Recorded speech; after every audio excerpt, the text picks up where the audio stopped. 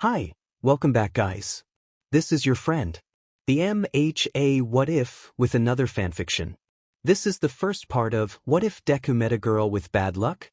All credits for this video go to their respective authors, so please support the real author. Check out the link in the description for more details. Please give this video a like and subscribe to the channel if you want more videos like this. Now let's get into the fanfic. She walked blindly through the rain that seemed to be pelting her harder than anyone else around her. The young teen didn't even bother with an umbrella, as she was already used to such treatment from Mother Nature. She sighed, wiping her eyes with her wet sleeve. I know I'm unlucky, but seriously? The forecast said it was going to be sunny all day. Well, my shoe did fall upside down this morning. She thought to herself. Look out, it's Yoshino. If you go near her you'll get cursed, cried a mocking voice. An irk mark found itself placed on the back of the girl's head. Normally she would just let it go. She was not good at confronting people. In fact, it was her least favorite thing to do. However, her time as a middle schooler was soon coming to an end. Plus, once she got home, there were much bigger fish to fry. Steeling herself, she inhaled and turned back to smile at the bully. Actually, about that, Kashino, I'm feeling extra lucky today. The bully, now identified as Kashino, found himself stepping back at this comment. Usually that was a bad thing in regards to this girl. Hey now, it was just a joke. Let's not get crazy here. Kashino laughed nervously as he held his hands up in surrender. Yoshino's eyes shaded over slightly as she smiled. If I can't stand up here I may as well forget my plans. She walked over to the young man and slapped her hand down on his shoulder. I think I'll share some of my fortune with you. May it follow you all the way home. Kashino's face turned blue, as at that very second, a car drove by and splashed them both with a mountain of dirty water. He spit and hacked out what got into his mouth, while Nanami seemed virtually unfazed by the event as she let her hand drop. Ugh, disgusting. I'm gonna get you for this, Nanami. Nanami drowned out his voice as she walked towards her home, satisfaction written over her face. Her heart was pounding a mile a minute. Though, considering this was the first time she did something like this, it may be a good idea to run in case Kashino decided to retaliate. So she did. She ran for a good 10 minutes before realizing he wasn't following her. Sighing in relief, she continued her post-school ritual. Hopping over a crack in the sidewalk and petting the neighbor's black cat, Kuro, Nanami was positive the rest of the day would be fine. Absolutely positive. And then she fell in front of her doorstep. Oh, so close. She sat up, rubbing her nose as the door opened in front of her. She was greeted wordlessly by her father's tired smile. She looked down at herself in her sorry state, and smiled hesitantly. Hey, if it helps. I totally almost made it here and scathed up until now. Her father laughed and held a hand out to her, which she gratefully took. Really now? That must be a new record for you. He patted her head affectionately and looked out the door. Look at that. The rain stopped as soon as you came in. He half joked. Nanami puffed out her cheek in dismay at her father's words. He laughed nervously upon seeing his joke miss. Go take a bath before you catch a cold. Also, why is your hair all dirty? You look like a schmuck.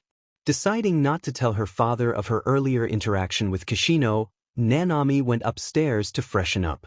Nanami smiled at her now clean, ash-blonde hair.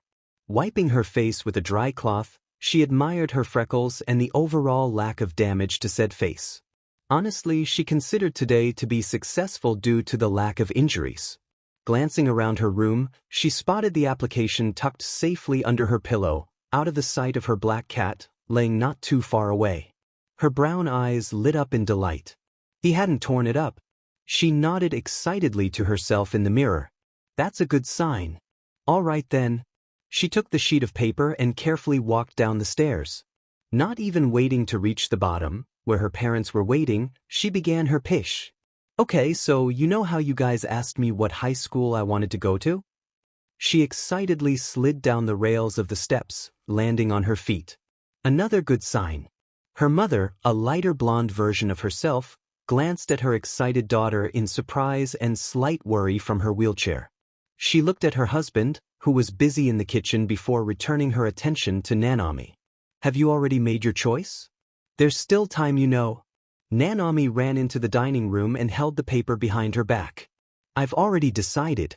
I want to be a hero. And the only way to do that is to go to a hero school. Her father tensed, but she missed it, focusing on her mother's concerned expression. Nanami bit her lip. And, the school I want to go to is, Her father walked into the room, wiping his hands with a cloth, a frown planted on his face. She thought, why are they looking at me like that? Her heartbeat began to increase, loudly thumping her chest. I haven't said it yet, or do they already know? Does this mean I can't go? She looked down at her shoes, beads of sweat trickling down her neck. I stood up to a bully today. Heroes do that. I can be a hero. The first step is to speak. She peeked through her uneven bangs. Her parents could sense her anxiety and attempted to wear more neutral expressions. It didn't help. Nanami took a breath in and out again. I want to go to you. She held out her application, which was already filled out and ready to send. Her mother pursed her lips together and looked at her brunette husband. He sighed and rubbed his neat and tidy hair. Well, do you think you could get in with your quirk? He asked. It's not exactly conventional for a hero. His words were careful. He glanced at his wife, wondering if he was wording it right. While he didn't want to discourage his only child, he also didn't want her to have false hope. She glanced at him and nodded in approval. Nanami looked at her application before nodding. I know my quirk is weird, especially since it's nothing like either of yours, and it has a lot of setbacks, but she swallowed a dry lump in her throat. I've been practicing on how to use those setbacks to my advantage.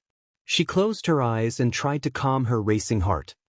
I want to try at least. If I don't make it, I'll go to a normal school, so it's not like I don't have a backup plan. Once again she peeked through her bangs. Sakura, she's doing the face? Her father whispered weakly, staring at his daughter's sad round eyes. Sakura sighed heavily. You've always been a good kid. You don't ask for much, do you? Nanami shook her head sideways. Sakura rolled up to Nanami and looked into her daughter's eyes. The house was quiet for several seconds. Dropping her head in defeat, Sakura smiled. Alrighty then. If you think you can get into that high school, then I say go for it. She turned her chair to look at her husband. Hajime, any objections? Her husband simply shook his head. She rolled to face her daughter again. Well, there you have it. Her eyes widened at the sight of tears in her child's eyes. Oh, sweetie, don't cry, it's okay. We said you can apply. Nanami shook her head before wiping her eyes. It's not that, your wheel is on my foot. She managed to squeak out. Oh shoot. I'm sorry. Her mother quickly rolled backwards. Nanami smiled weakly, dropping her application in order to nurse her now throbbing foot. The paper slowly floated down, before harmlessly landing underneath the coffee table. Name, Yoshino Nanami. Quirk, misfortune. Nanami hummed in content as she doodled in class. It was nearing the end of the school term and she would soon be saying goodbye to Aldra Junior High. Trying to be as invisible as possible, she was trying to figure out what she wanted her hero costume to look like. Her teacher, a woman running close to the elderly side, was passing out career papers. As luck would have it, she caught the young blonde drawing instead of listening and, as a result, had her stand in the hall. Nanami shook her head, sighing at her misfortune. I don't know if that was my quirk, or if she's just perceptive. She mumbled to herself. She looked at her doodle. It was simple so far, with various good luck charms on it. She frowned and began to think to herself how that may have actually been the wrong idea. If I'm supposed to use my quirk to pass my bad luck onto my enemies, maybe I should actually get bad luck charms? But then again, if I have too much bad luck then it would hinder me, wouldn't it? It was safe to say she was conflicted.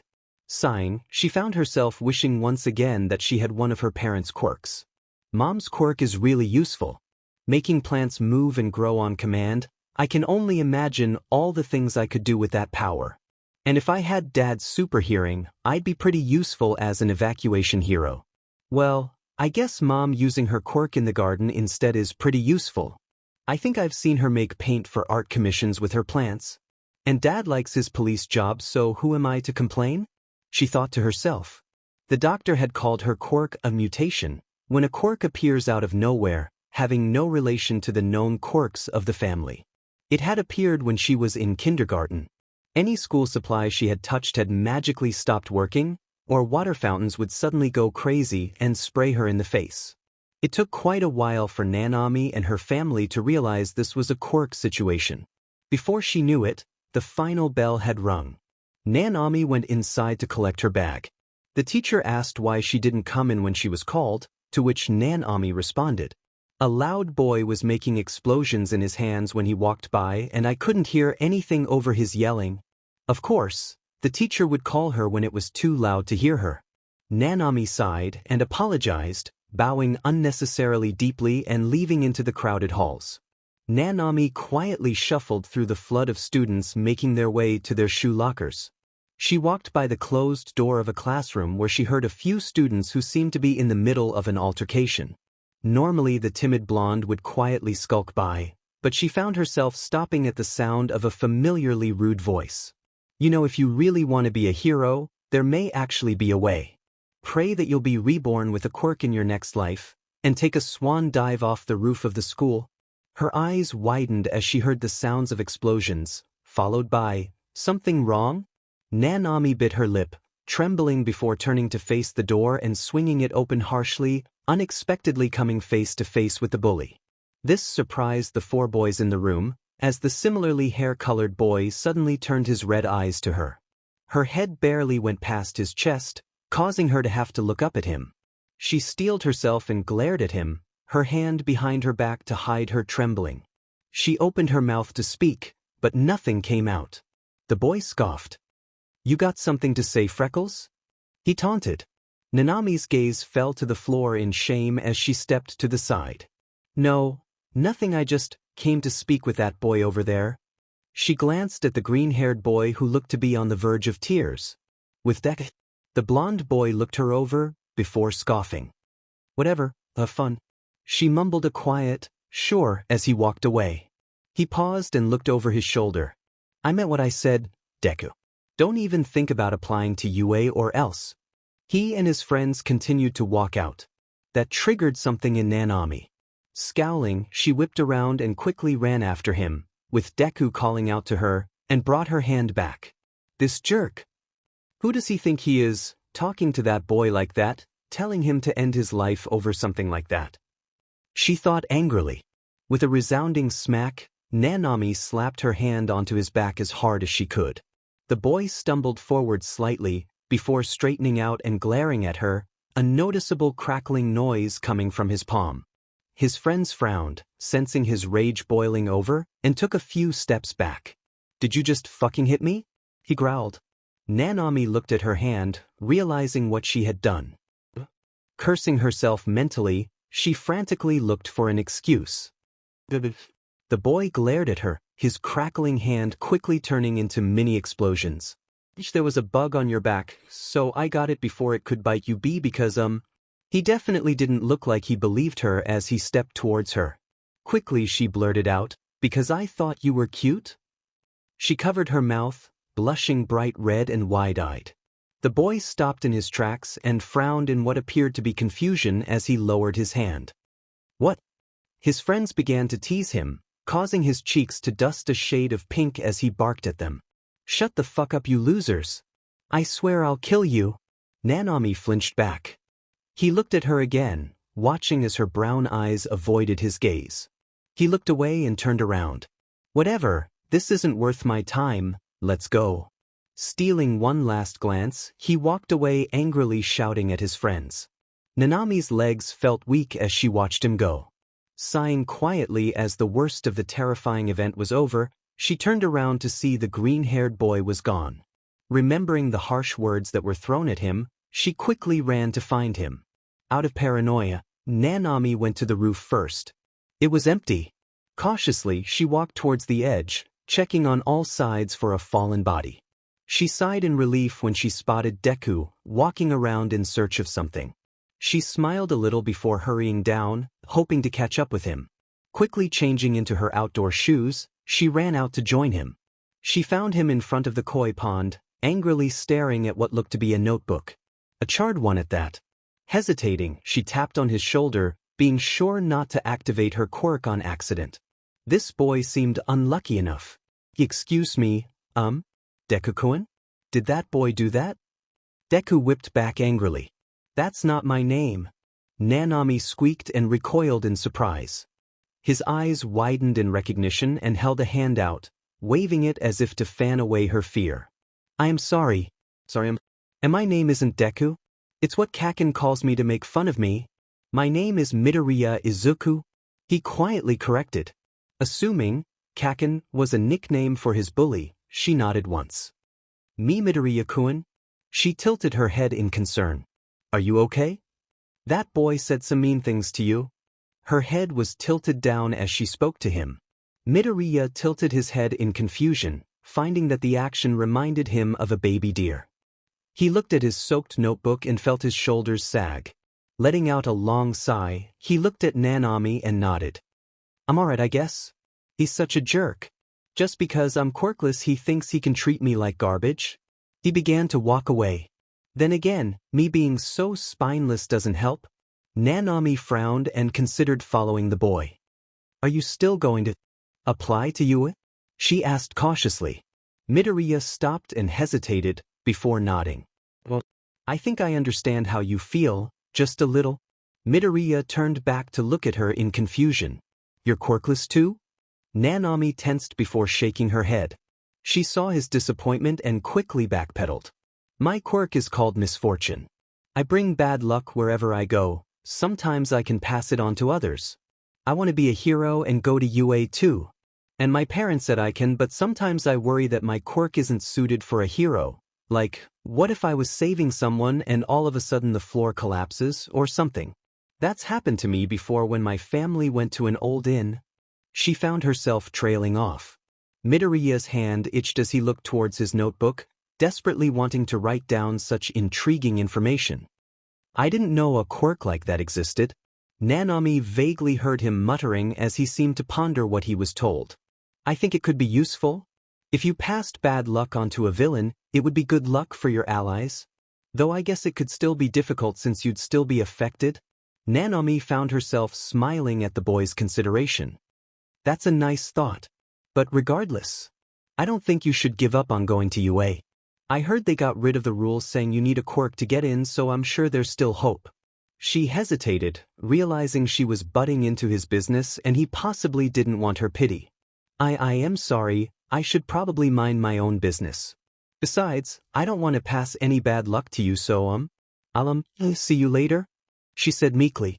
Midoriya smiled a little, finding his spirits slightly uplifted. Sure, but your name? Nanami flinched in realization. She hadn't even told him her name and she was butting into his business. She bowed politely. My name is Yoshino Nanami. It's nice to meet you. She hesitated and pulled out her phone. It was a flip phone, for the simple fact that all her smartphones kept breaking and she needed something sturdier. Do you want to exchange numbers? She asked. Midoriya stared at her in surprise.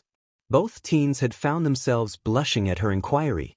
Nanami closed her eyes, holding the phone in front of her face as if it could hide her embarrassment.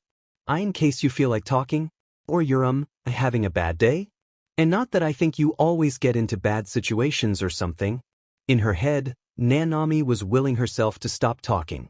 Midoriya looked at her phone. What a nice person. Does this make her my friend now? He got out his phone and nodded a little. Why yes, I'd like to exchange numbers. Please? Nanami smiled brightly in relief and exchanged numbers with the frazzled boy. They waved goodbye to each other and parted ways. Nanami felt lighter. She actually managed to help someone. It was a step in the right direction. Bakugo grunted as he stepped in a puddle. He growled as he ran his hand through his spiky hair. He recalled the freckled girl with the doe eyes. He felt his cheeks heat up. She thinks I'm cute? What kind of bullshit is that? So stupid. He thought as he finished off his can of soda. Hey Katsuki, you still thinking about that girl from earlier? His long-fingered friend asked in a mocking tone. Bakugo scowled and glared back at him. Don't go talking bullshit, of course not. His other companion chuckled. Whatever. Anyway, aren't you and Midoriya childhood friends?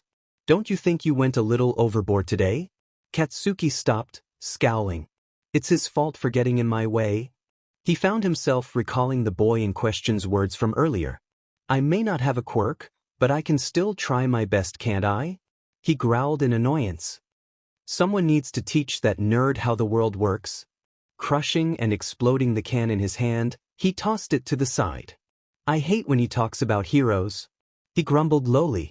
His friends looked to the side, their eyes widening in horror as they pointed behind him. Bakugo turned around and was greeted by a person made completely out of what looked to be sewage water. A skin suit with a powerful quirk. Am I lucky or what? Nanami hummed as she walked home. Somehow, she hadn't had much bad luck since school had finished. No puddles were stepped in, no dogs tried to chase her, nothing. So far it was a pretty decent day. Maybe I'll buy a snack while I'm here, she muttered to herself gleefully. As she walked through the shopping center, she heard a commotion. She looked around and quickly spotted a large crowd forming at an alleyway. Frowning, she decided it was best to hurry home. She didn't want to test her luck if it was a villain attack. Enjoying some matcha-flavored taiyaki, Nanami walked into her house, pleased that she hadn't dropped the sweet treat like usual. Her father ran up to her as soon as she walked in and hugged her. There went her taiyaki. She sighed in disappointment. Hajime glanced down at the fallen treat before looking at his daughter. Sorry, Nanami, I'll get you a new one. Your mother and I are just so relieved you're okay. Nanami frowned in confusion. What do you mean? Why wouldn't I be? She asked. Her mother rolled over to them in her wheelchair. There's currently a villain attack in the Tatooine shopping district. A student from your school is being held hostage. You came home later than normal, and with your bad luck, we were scared it was you. Why didn't you answer your phone? She explained and inquired sternly. Nanami looked at her phone and grimaced at seeing that the battery had died. Sorry, it died? I was having such good luck today too. She paused and suddenly tensed up. W, from my school? She asked.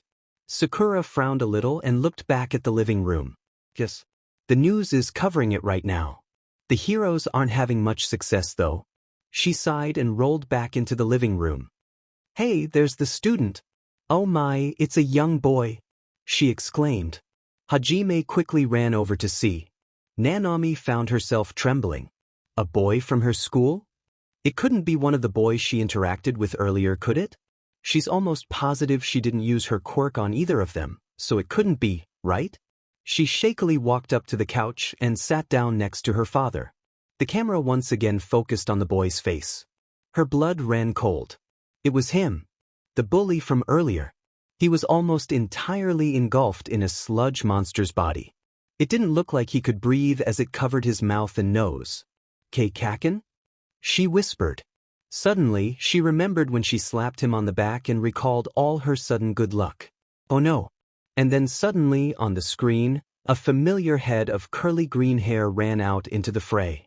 She nearly had a heart attack at the sight of Midoriya running in to save his friend.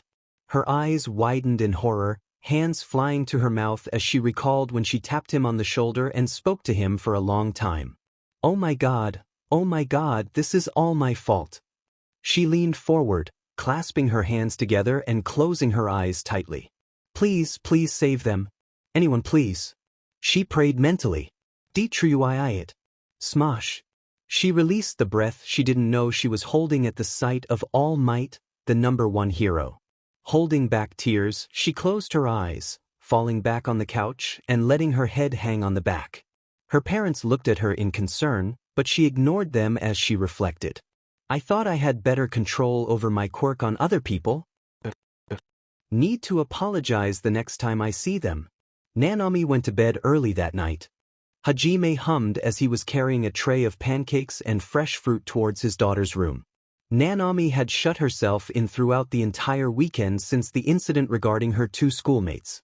Despite his best efforts, he was unsuccessful in convincing his precious girl that the incident wasn't her fault. So breakfast in bed appeared to be his last option. He knocked on the door and softly called for his daughter. Nanami? I've brought you breakfast, can I come in? He could hear Nanami shuffling in bed, a quiet, "I'm not hungry, Dad," following shortly after. "It's chocolate chip pancakes with fresh berries and whipped cream," he countered with a small smile. There was a short silence, followed by the sound of footsteps. Nanami opened the door and peeked her head out suspiciously. Her father chuckled and patted her head, walking in while balancing the tray on his arm.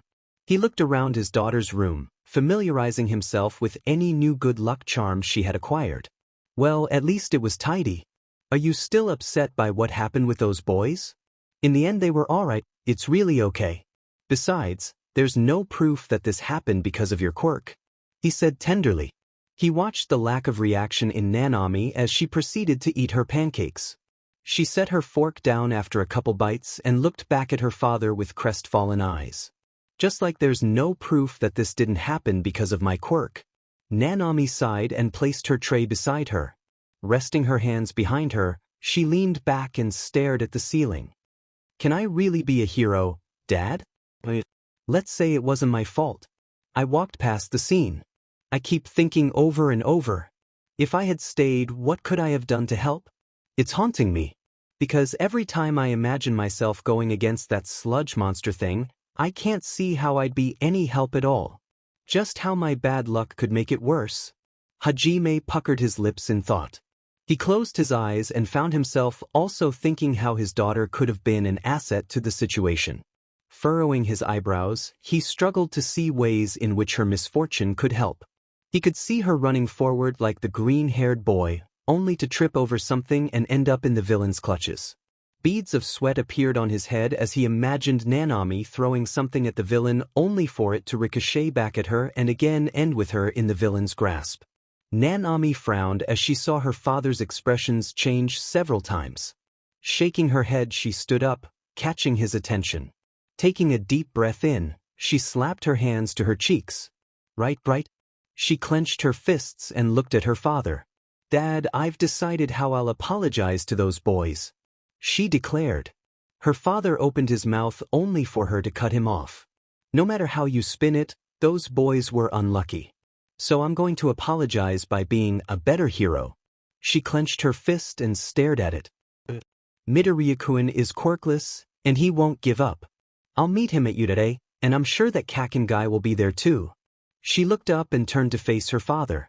"I'll meet them at Udare, and I'll get on my hands and knees and beg for forgiveness after I hone my quirk so this never happens again." Hajime blinked at the sudden mood swing, but nevertheless he smiled proudly at his daughter's enthusiasm. Standing up, he put his hands on Nanami's shoulders. "Right. I'll help you in any way I can, Nanami.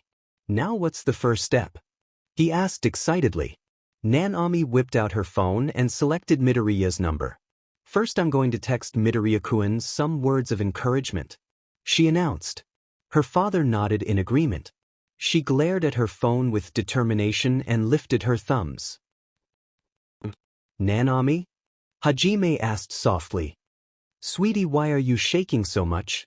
Nanami was practically vibrating as she turned around to face her father with rather comical tears, having not typed a single character.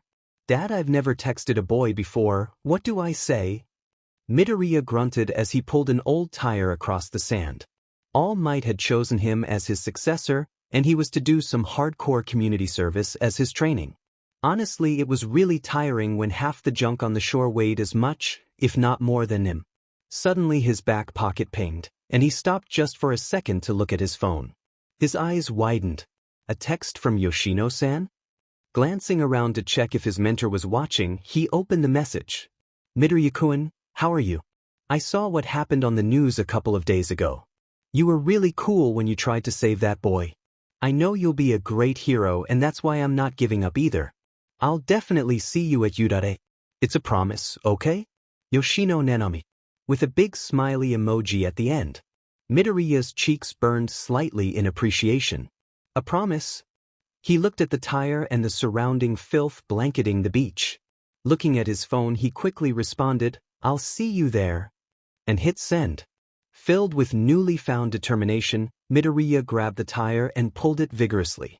Tashinori watched from the distance, A curious smile planted on his face.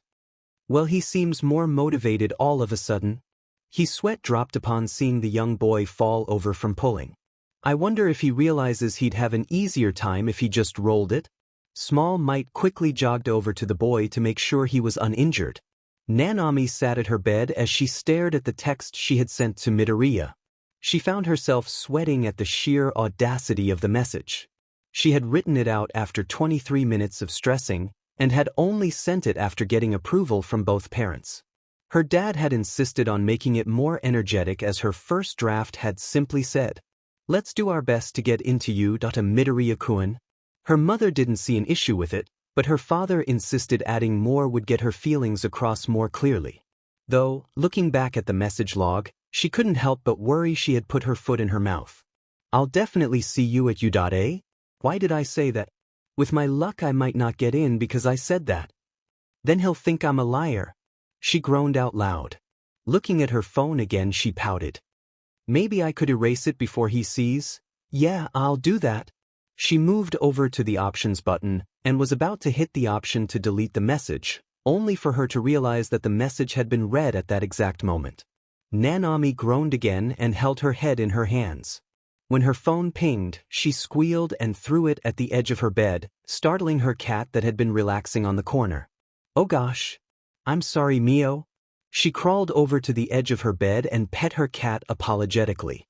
After settling the fluffy creature down, she sat back down. Glancing at her phone, she cautiously picked it up and read the message. "I'll see you there." Nanami pursed her lips together in conflict. Shaking her head, she sighed and laid down. Well, now there's no turning back. She groaned again. It had been several weeks since Nanami began training for the entrance exam in a couple of months. Her curly hair was held up in 2 wild pigtails as she jogged in the park at 5 a.m. If what she heard was right, the entrance exam was very physically demanding. My quirk might not be enough to get me in. I have to train my body as well. She thought tiredly. She could see her breath as she jogged in the chilly early morning. She wore the lightest jacket she had, hoping to increase her adrenaline and tolerance to the cold. She fought the urge to sneeze as she ran, rubbing her nose before huffing and beginning to punch the air. Her punches didn't seem to have much force behind them as she had limited upper body strength, but she planned on increasing that. That being said, she didn't expect to round the corner and her tiny fists connected a solid blow to something firm. She stumbled back slightly and shook her hand in pain. I'm sorry, are you all right?" she asked, looking up to properly apologize to her victim. Her face turned blue as her brown eyes met angry red eyes. She took several steps back. "Kaken!" she exclaimed. Bakugo dusted his sleeve as he looked at her, narrowing his eyes. Nanami noted his comfy-looking jacket in envy. It looked so warm in comparison to her thin sweater. Finally he spoke. "Who the hell are you calling Kaken? And what's the big idea hitting me like that?" He growled in annoyance. He took a few steps towards her. Nanami held her arm out straight as she backed up defensively. "I am sorry, that's the only name I know you by." She tried to explain. "And I didn't see you there. I would never just hit someone I don't know." Bakugo raised an eyebrow in recognition. A smirk crossed his lips at her last sentence. "Well, if that ain't the biggest load of bullshit I've ever heard. If I recall, you hit me the first day you met me." He scoffed in half amusement, half annoyance. Nanami's eyes lit up, remembering the incident when she slapped his back and her pathetic excuse of a lie that day. She hesitated, shuffling under the taller boy's blank stare. What are you doing out so early?" she squeaked out. "That was a stupid question. Convenience store run. What are you doing out so early, Freckles?" he retorted snidely, holding a full bag up for emphasis. Nanami wasn't expecting a straight answer. Biting her lip in thought, she found herself wincing as it had dried due to the cold. She licked her lip once before answering, "I'm training. I want to be fit for the entrance exam for you today, since I don't have a power that would make things easy, so I started jogging before school." Shoot, she was shivering. The cocky blonde in front of her was sure to confuse her actions for fear of him. Never let a bully know you're afraid. Look him in the eye, Nanami. Stop trembling. Stop. She scolded herself mentally. Bakugo did a once-over of the tiny girl. His smirk fell and he found himself irritated at her sorry state. What the hell are you wearing out in this weather? And why the hell is your hair up in those stupid pigtails? Aren't you freezing? He demanded, seeming more angry than concerned. His hand popped with the familiar sound of tiny explosions as if to further emphasize his fury. Nanami's tense shoulders sagged in surprise at the scolding she received. She looked at her thin jacket and shrugged lightly. I read somewhere that training in the sea cold age helps with burning calories and building muscle. She sneezed and sniffled. Thinking back on it, I guess that's a dumb idea. Bakugo rolled his eyes. No shit, it's a dumb idea. What, did you get that idea out of a magazine? He asked mockingly. There was a moment of silence between both blondes. Apparently, that was exactly what happened. Bakugo's small explosions popped again. Are you an idiot? Holy shit, and you're trying to be a hero? He raged. Nanami shrunk into her sweater and looked down. I could ask you the same thing, she mumbled to herself. Thankfully Bakugo didn't seem to hear her. I know it was stupid, alright? Now excuse me, I need to go home and warm up, I guess. She sighed, clearly feeling discouraged by her lack of common sense. Bakugo watched the freckled girl head towards the park exit. His eyes narrowed at the sight of her trembling worsening. Growling and running his hand through his hair, he walked up to Nanami and grabbed onto her shoulder, roughly jerking her back. Nanami yelped in surprise as Bakugo pulled on her. Whipping around, she pushed his hand off her shoulder. "Don't touch me," she exclaimed. Bakugo raised an eyebrow, looking at his hand then back at her. So you can yell. What a surprise. He reached his hand out again and she took a visible step back. What the hell is your problem now? He watched her posture. She was tucked into herself, her head tilted down. Honestly, he couldn't tell if she was scared or freezing anymore. Look, I ain't a pervert or anything. Smirking slightly, he stepped forward. Even if I was, you think I'm cute so it doesn't matter. He mocked half-heartedly. Nanami felt her cheeks heat up at the embarrassing memory. She huffed and pulled her hair from its pigtails. If you touch me why you'll get a dash. She sneezed. It's really cold. She really regretted wearing this thin sweater. Bakugo felt an irk mark appear on the back of his head. You're seriously pissing me off, you can't even talk. He took off his jacket and threw it at her, watching with satisfaction as it landed on her head. What kind of hero are you? Get out of here before I kill you. Nanami relaxed at the intense body heat trapped in the oversized jacket. She pulled it off her head. Won't you get cold? She asked quietly, feeling her trembling lessen as she wrapped herself in the jacket. Shut up, I'm going straight home. Unlike you, I'm not dumb enough to spend a long time in the cold. He scoffed, seemingly offended at the audacity of her question. Quit calling me dumb, you jerk. Nanami thought in irritation. Though she of course would not voice her thoughts to him. She closed her eyes and bowed to him respectfully. Thank you. She looked up at him, her freckled cheeks and nose red from the cold. Bakugo averted his gaze. I'll bring this back? Bakugo turned around. Whatever, you do that, I don't really care. He began to walk away, heating his hands up with his quirk. He looked back and saw that the freckled girl hadn't moved from the spot. His eye twitched and he lit up his hand. Hey, Freckles. Don't apply to you, A quirkless loser like you is gonna get killed at the entrance exam, just like Deku, he exclaimed. He watched her expression change into one of confusion.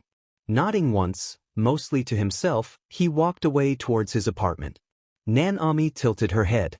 Quirkless? She zipped up his jacket around her and began walking home. I didn't say I was quirkless, did I? She looked at the sky, before blinking, a strong smell catching her attention. She looked around before looking down at Kaken's jacket. She lifted her arm and smelled the sleeve. It smells like a fireplace. She smiled a little and kept walking, carefully avoiding any cracks in the sidewalk. Nanami panicked as she stared at the huge coffee stain on the jacket loaned to her by Bakugo.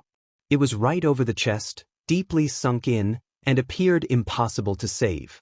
I'm so going to get exploded, she thought in defeat. Of course, Bakugo had to be the same size as her father.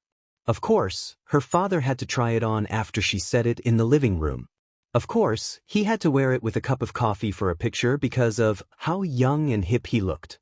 Hajime bowed repeatedly, on his hands and knees in front of his daughter. I'm sorry, Nanami, I really am. Forgive this foolish man. I didn't realize it was your friends, I just thought your mother got me a present. He apologized repeatedly, though it appeared to not make the situation better. Sakura rolled over to her husband and daughter, shaking her head as she took the jacket and inspected it. Maybe you should have asked, dearest. She sighed. She ran her thumb over the fabric and tilted her head. Well, good news, the stain is fresh, so it shouldn't be hard to get out. Bad news, you won't be able to give it to your friend today. I'm sure he'll understand. And with that, she wheeled off to do some laundry. Nanami groaned audibly and buried her face in her hands. Her father apologized again, but she merely ignored him and walked out of the house toward school. She kept her eyes forward as she walked. It's okay, it's okay. I'll just say I'm washing it out of courtesy and I'll give it to him tomorrow, she murmured to herself. I'll say, Kaken, since you were so kind to me, I'm washing your jacket and will return it tomorrow. That sounds good, she exclaimed to herself. She clenched her fists in determination, pleased with her solution. She continued to walk before pausing. Wait, she groaned audibly, catching the attention of some passerby. Blushing, she tilted her head down, hoping to disappear. Doesn't he dislike being called Kaken? Oh, but I don't even know his proper name. Why didn't I ask him? POV change. Midoriya. Laughing face. Midoriya walked toward school, feeling very half asleep.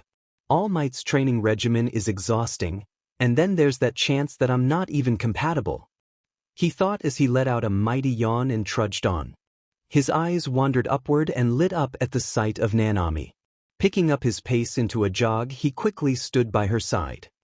Hi, Yoshino-san.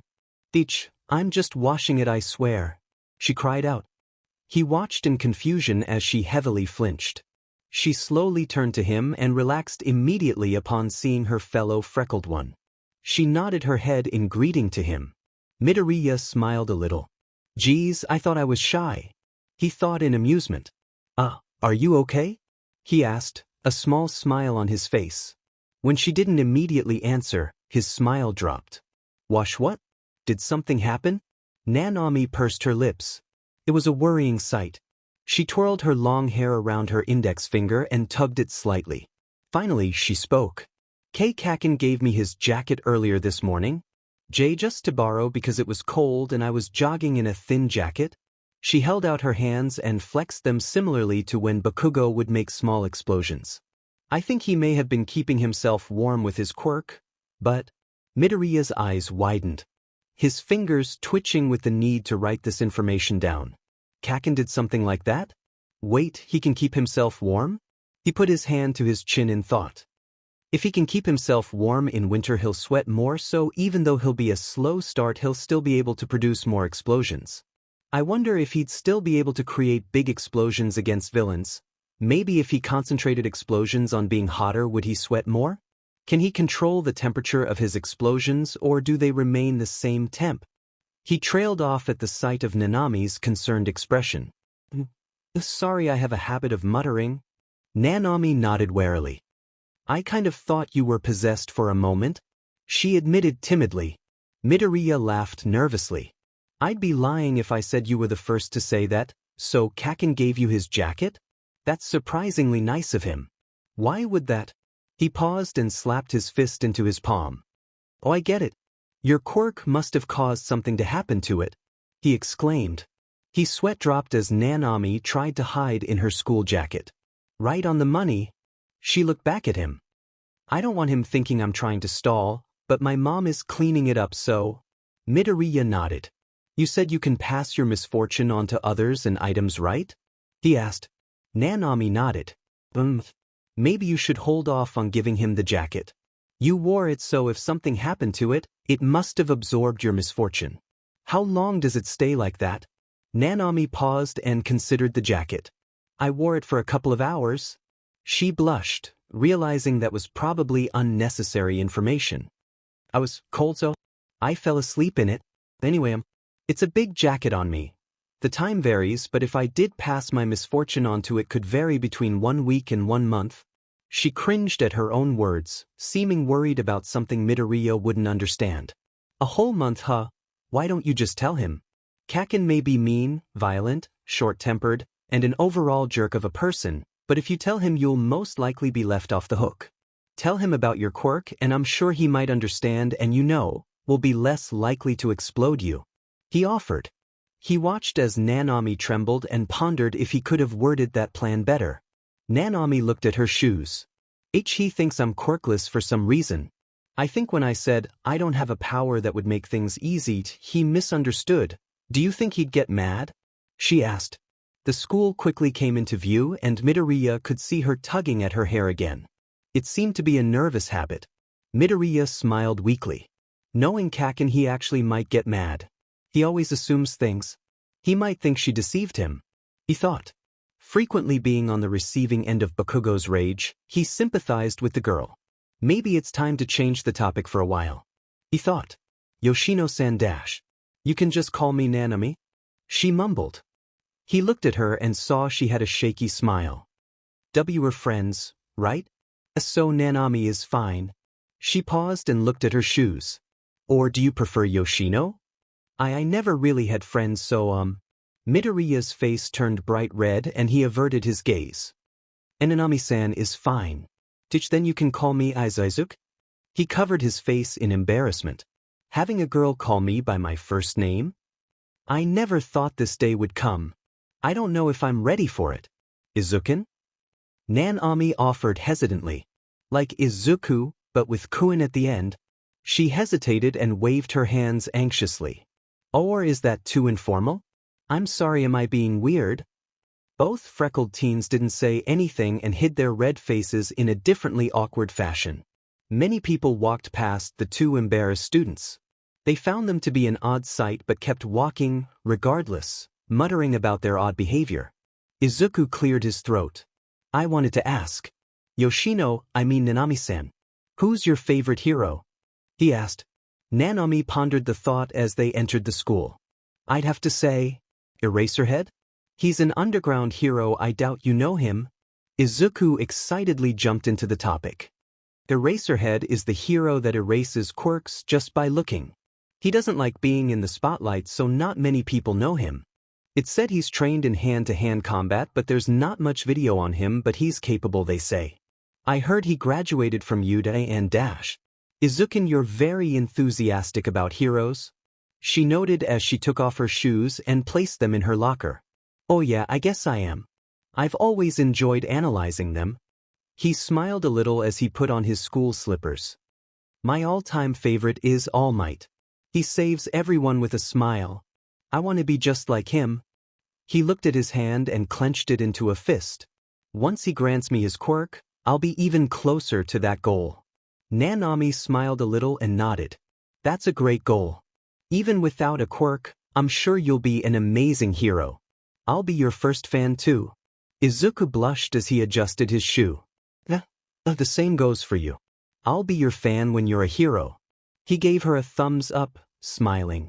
They waved to each other as they went to their separate classes. Shift POV. Just talk to him, it'll lower your risk of getting exploded. Izuken said it will be okay.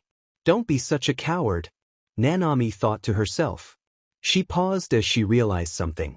I didn't ask Izuken what Kaken's name is.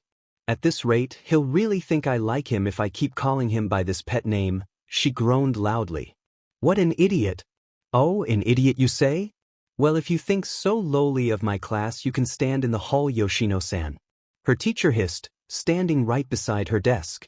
Nanami sighed and walked out into the hall. She looked out the window just ahead of her class. Shaking her head, she looked at her hands. Kaken's jacket must have absorbed my bad luck, as Izuken said. I haven't had much bad luck since this morning. Well, there was that moment where my foot got stuck in a bucket. Nanami crouched down and drew on the floor with her fingers. She sighed and decided to enjoy the silence for a change. She watched various students walk across the hall, and noted that there were some people with some interesting-looking quirks. She wondered how many she would see in the entrance exam, if any. Maybe I should analyze things like Izuken. It must be helpful to be well-informed like that. Sighing, she looked up at the ceiling and puckered her lips. I wonder if I should train at a dojo, or maybe, she murmured. I wonder if Izuken has any fighting skills. She tried to imagine Izuka fighting as he was now and found that she actually couldn't. She giggled.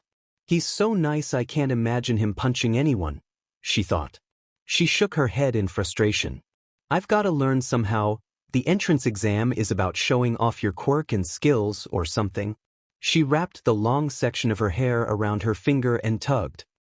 Think, come on, how can I use my quirk to my advantage? Suddenly her phone vibrated. Looking back and forward through the halls, she silently pulled it out. It was a text from her mother. Okay, so honey, I have good news and bad news. The good news is I got the coffee stain out. The bad news? I just want you to know this was unintentional, but...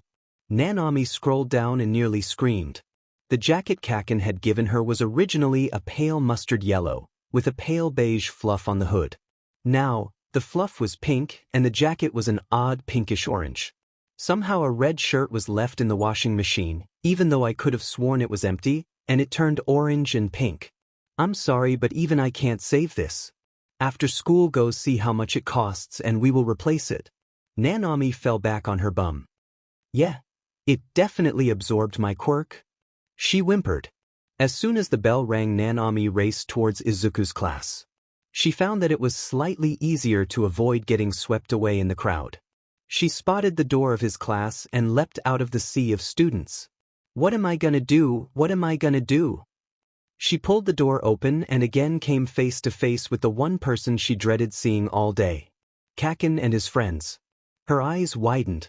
She found herself instantly trembling at the sight of him. Hey, Katsuki, it's your girlfriend, his long-fingered companion teased. Nanami's eyes widened in acknowledgement. Katsuki's his name. Katsuki's eye twitched and he turned to glare at him. Shut up, you clown, she's not my girlfriend. He glanced at her from the corner of his eye. What do you want? Come to return what you borrowed? He asked gruffly. He knows. Nanami's trembling came to a head as she began to tear up. I'm gonna get exploded. Katsuki flinched. What the hell are you crying for? I dunno, probably because your face is scarier than it is cute. His other companion laughed. An irk mark appeared on the back of his head. He glared at him. I swear I'll kill you. He turned back at Nanami, flinching, and clicked his tongue. He reached his hand out. Hey Dash. She looked to the side and saw Izuku staring in concern. Izuken, she called out. She ran past Katsuki and clung onto Izuku's jacket, shaking him lightly as she buried her face in his shoulder. She opened her mouth to speak, but it just came out as a shrieking, squeaky mess. Izuku blushed at the close contact, but put his hands on her shoulders and leaned down, tilting his ear towards her to try and decipher her rambling. She turned her head to face him. Izuku's face turned bright red and he immediately lifted his head away. I can't understand you, Nanami-san, he said a little loudly. Nanami sniffled and lifted her head and whispered in his ear. POV change. Bakugo. Bakugo watched in annoyance at the sight of Freckles clinging onto the nerd.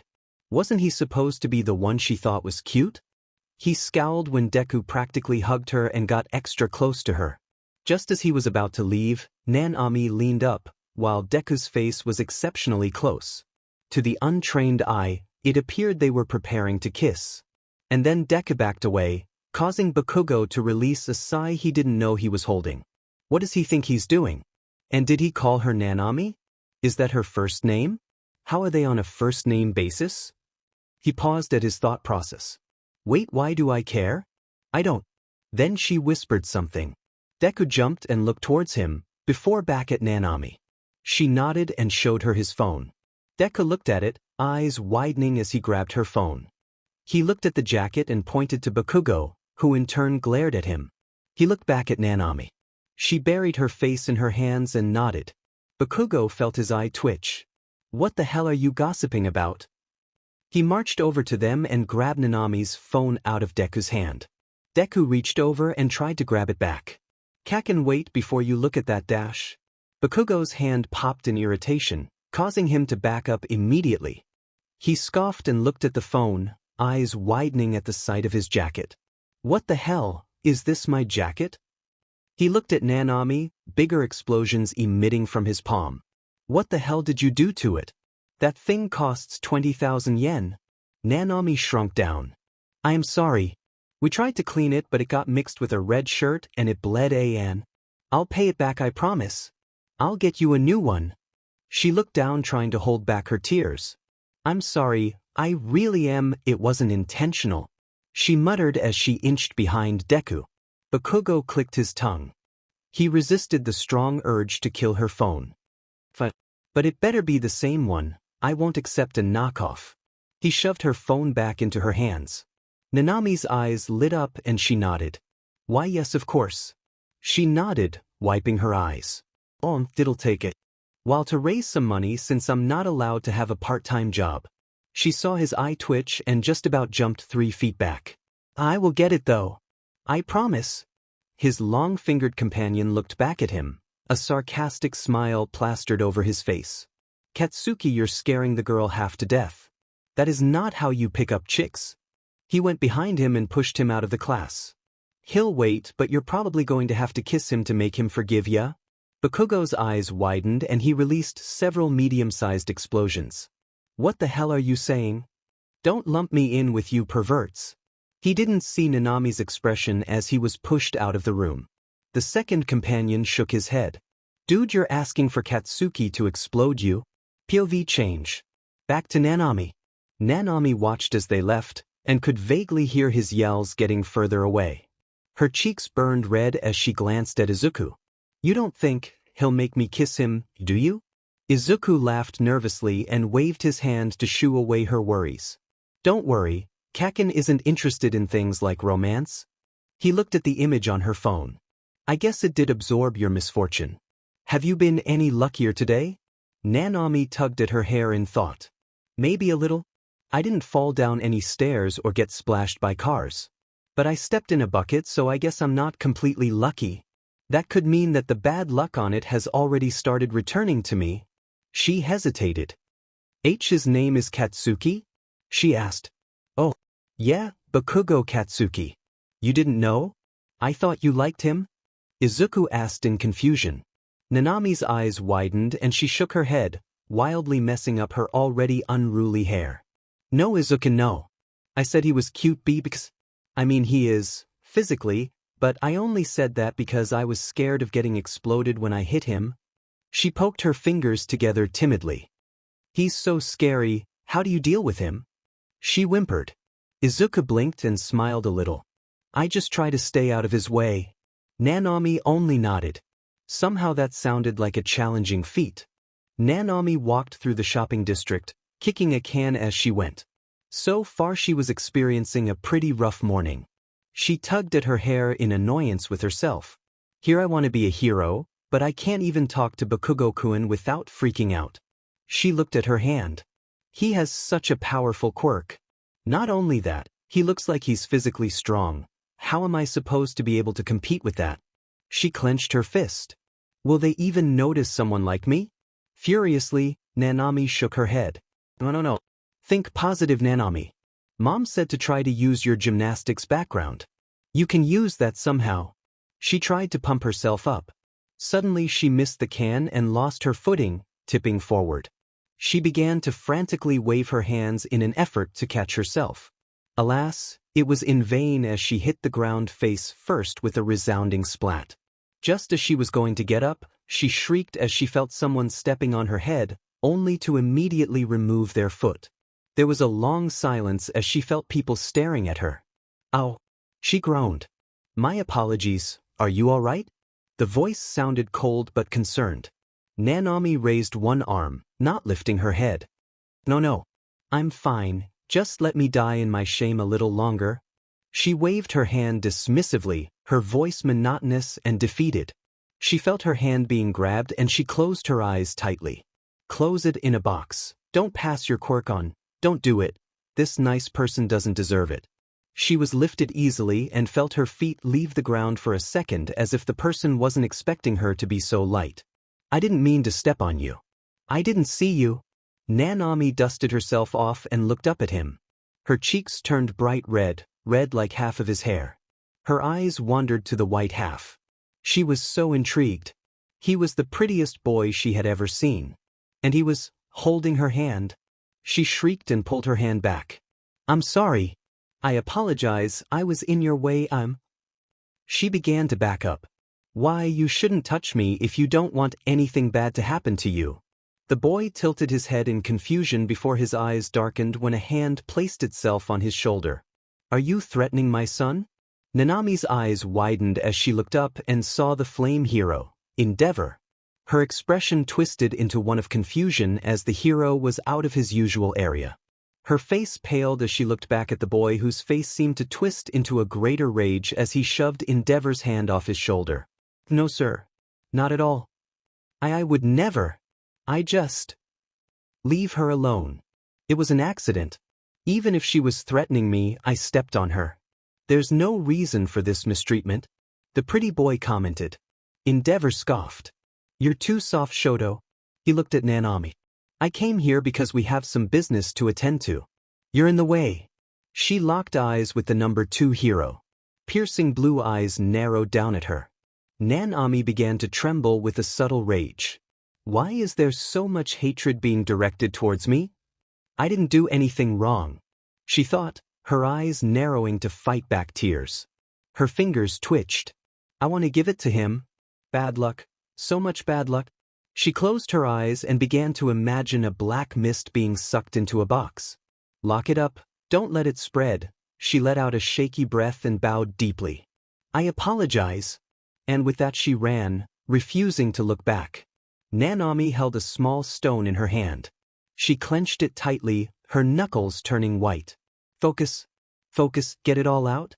Don't leave even a drop left. She murmured to herself. She pictured the dark mist exiting from her body and being absorbed by the stone. Get rid of the bad luck. Get rid of it all and train. The rock cracked and she opened her palm. I wonder if this helps. She looked around. After meeting that boy and Endeavor, I don't think my heart can handle more bad luck. Nanami touched the grass, noting how wet it was from the earlier rain. She took a few steps back, inhaled, set the rock down and ran. Ran through the grass, bracing herself in case she fell. She gulped and raised both arms. I can do it, she told herself. She jumped, rolling forward in the air and landing on her hands. She squeezed her eyes shut and pushed herself up back into the air. She straightened her legs and firmly planted her feet on the ground. She held her arms up, forming a V in the air. Her eyes widened, and her heartbeat quickened. She had performed a successful front flip, something she hadn't done in 2 years. I did it. I didn't fall or anything. Filled with excitement, Nanami ran back to pick up the stone. She was so happy she could almost forget what had happened earlier. She looked at the stone and began to walk, searching for a place to bury it. If it's absorbed my quirk, I should make sure no one will stumble across it until it wears off. She hummed a light tune as she decided to bury it under an old and cricket park bench. It seemed the safest option. Maybe I should do this on the day of the exam? She murmured as she began to dig into the damp dirt. After she was satisfied with the depth of the hole, Nanami carefully dropped the stone inside. After properly covering it up, she stood and went to find a place to wash up. She found a public washroom to use and quickly rid herself of the mud. Nanami looked in the mirror and found her hair was slightly more wild, looking from the flip. Quickly, she tied it up into a sloppy and tiny ponytail with the spare scrunchie she kept handy. Nanami hummed in content as she walked, deciding it was a good idea to use the recreation center further downtown. It had high beams and the like, and it was well known for helping build muscle. Her mind began to wander to the pretty boy she met earlier. I wonder if he'll be going to Udata? He must be talented if he's Endeavor's son. Remembering his cold eyes and frowned at the tight feeling in her chest. Why am I getting such a bad vibe? Is that boy safe with Endeavor? She shook her head firmly. Of course he is. Endeavor may be scary, but he's still a hero. Of course, that boy is safe. She tugged at her long hair section, which she left untied. Why is this gnawing at me? The way he looked at him, and then there's that scar on his eye. It looks like it was definitely a burn mark. Could Endeavor have? Suddenly she was at the train station, lost in her thoughts. She purchased a train ticket, kept walking, her head down as she tried to calm her nerves. Endeavor's eyes flashed in her head and she felt goosebumps run all over her body. She wanted to ask the boy Shoto if he was okay, but her odds of seeing him again unless she got into the school she wanted to be were slim. Suddenly she felt no ground under her foot. She yelped at the feeling of a large hand grabbing her hand and roughly yanking her back. She fell back into a firm, yet fragile feeling chest. Immediately after, a train zoomed past where she would have fallen if she hadn't paused. Her heart was beating frantically in her chest as she tilted her head back to look at the upside-down face of a blond man with deeply sunken-in eyes. He pulled her a few steps back, more gently this time. "Be careful there, young lady.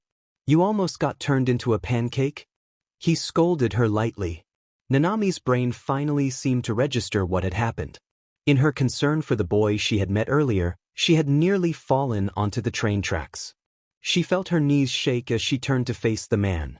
Bowing deeply, she shouted, "Thank you for saving my life." "Sir?"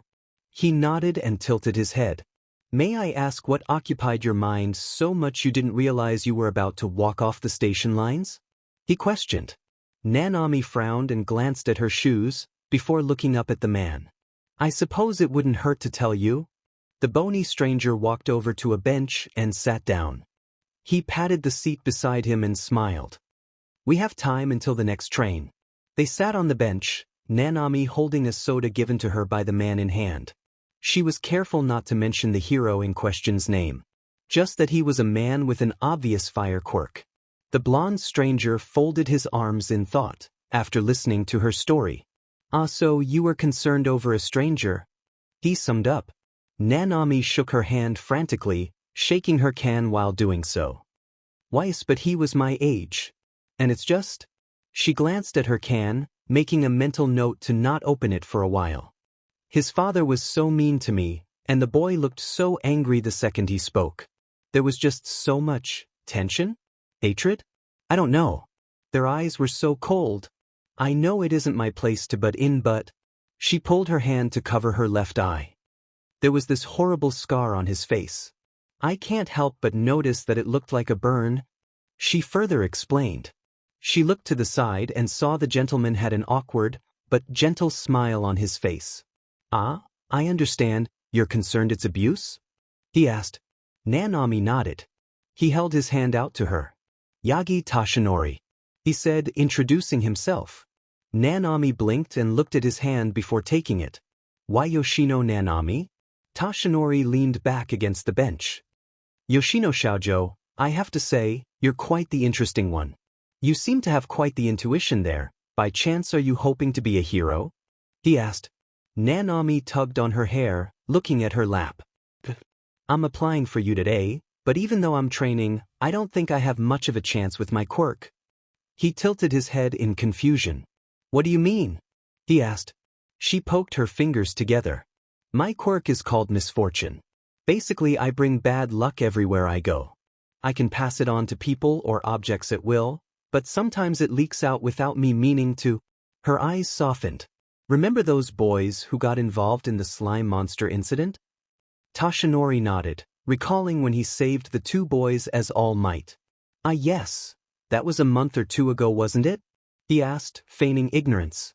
Nanami's eyes softened. "It was my fault. I'm positive." Tashinori sat up, a frown planted on his skeleton-like face. "Earlier, maybe just 20 or 30 minutes ahead of time, I had touched both of them, and even though I didn't mean to, I think my quirk got passed on to them. It can't be a coincidence that they both got into trouble not long after they met me," she muttered. She looked at him, smiling softly. "I'm not giving up, but when things like this happen, it makes me doubt how I could become a hero. Let alone get into UA. A quirk like this is more fitting of a villain. It's a curse." She couldn't help but wonder why she was opening so freely to this gentleman. It was just so easy.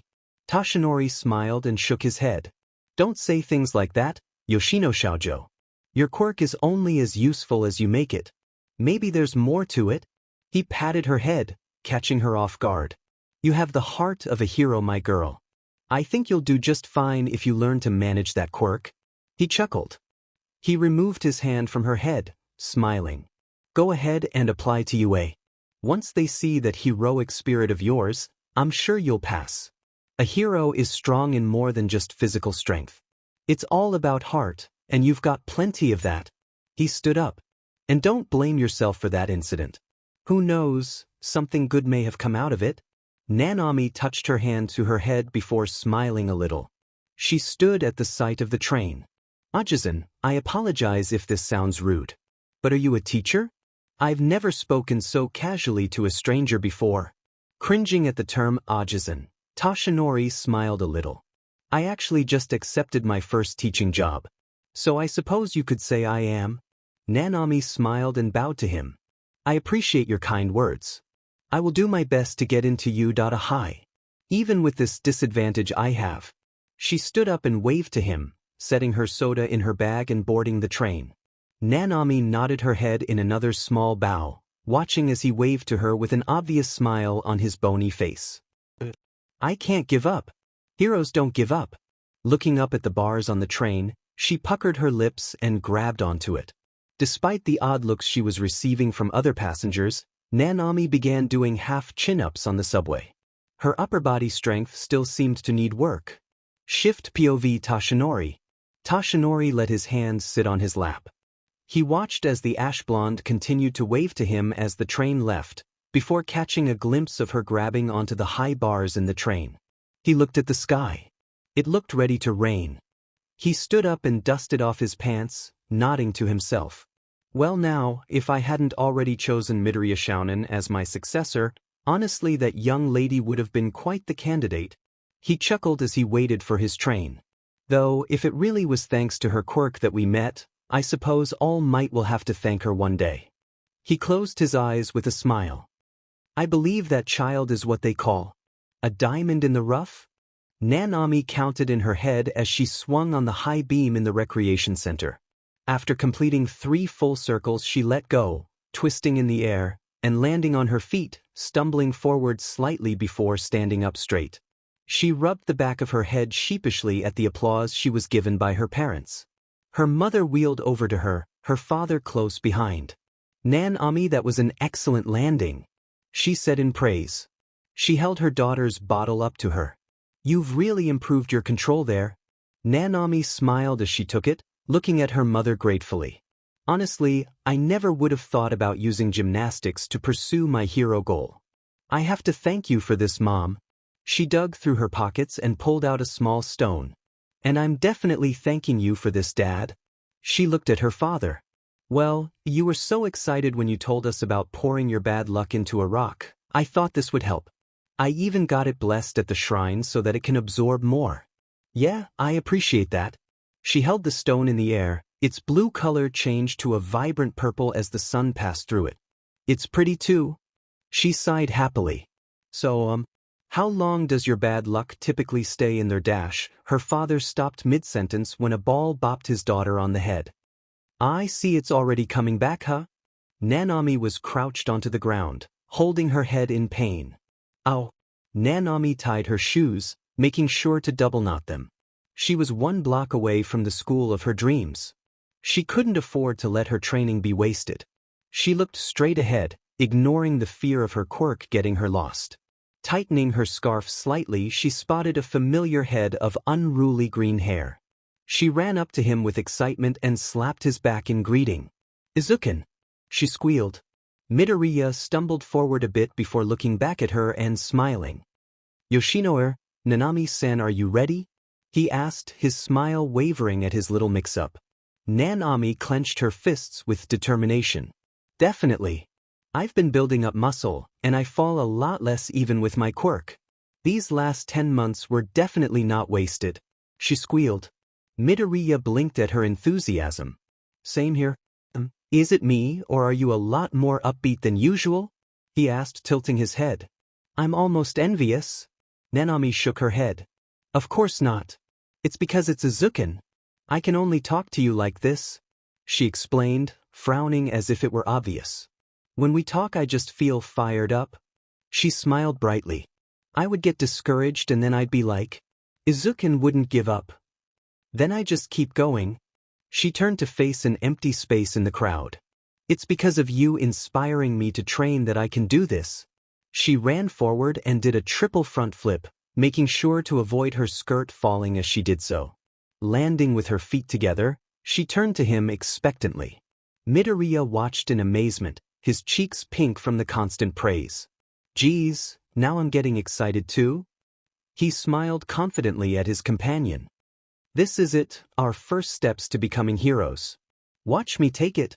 Nanami nodded eagerly, before paling as she watched Midoriya trip over his own foot. Or just watch me die, he thought in shame. Nanami closed her eyes, anticipating the thud sure to come when Midoriya hit the ground. When it didn't come, she peeked one eye open to see Midoriya panicking as he floated just above the ground.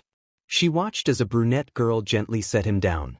Sighing softly, she quickly walked up to her curly-haired friend. That's my quirk. I hope you don't mind me using it without permission. But it'd be unlucky if you fell. The girl chirped cheerfully. Nanami felt an invisible arrow shoot through her at the word unlucky. The girl smiled and looked at the school.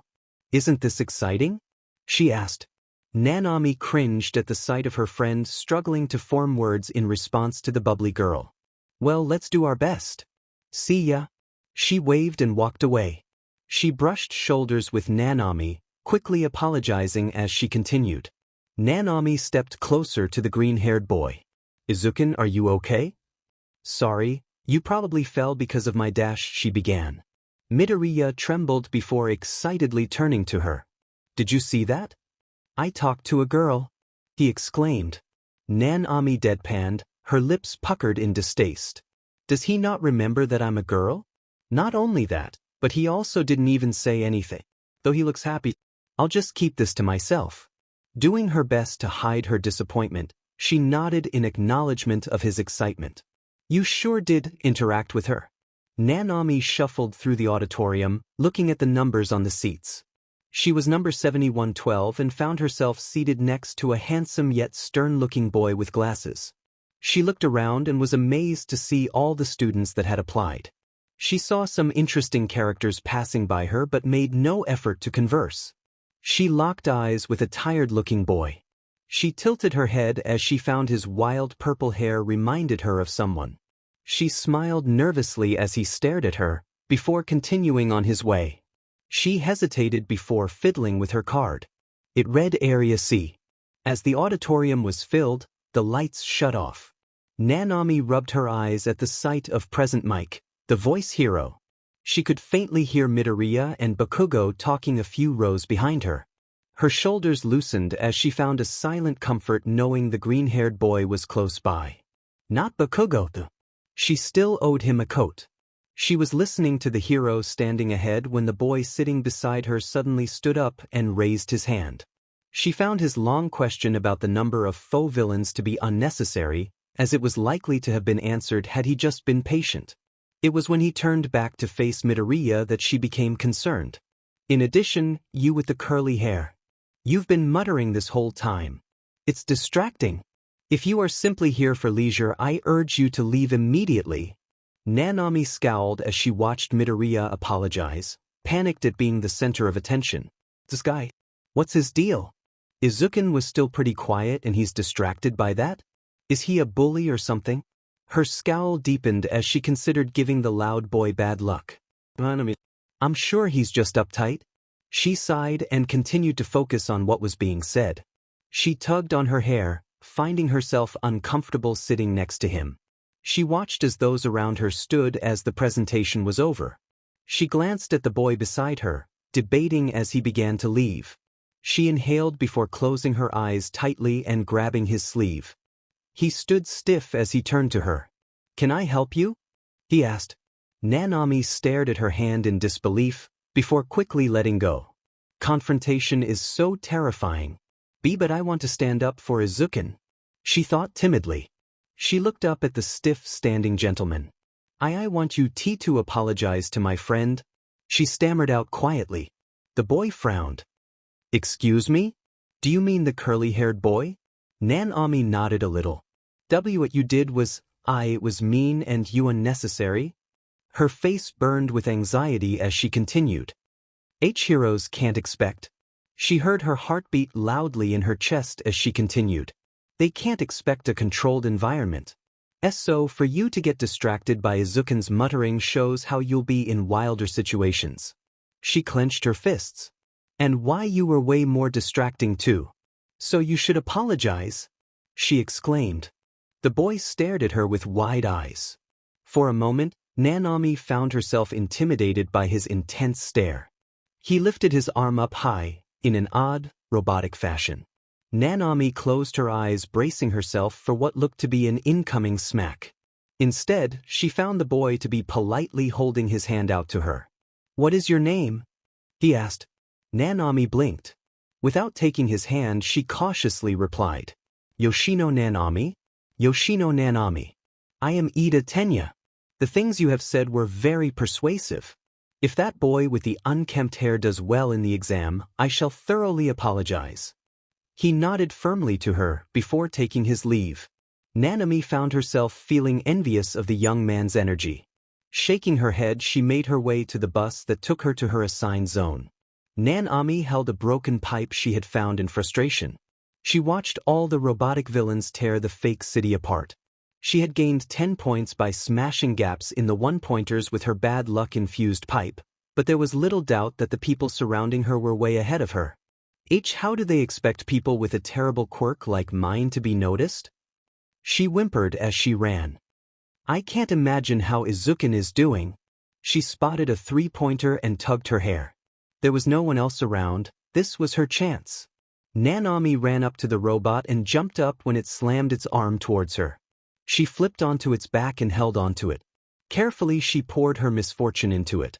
The robot attempted to fling her off, stumbling backward as it did so.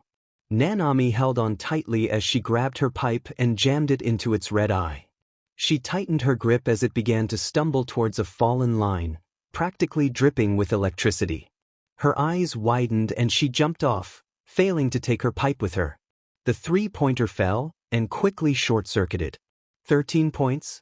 She looked at her pipe, still wedged in the robot's eye.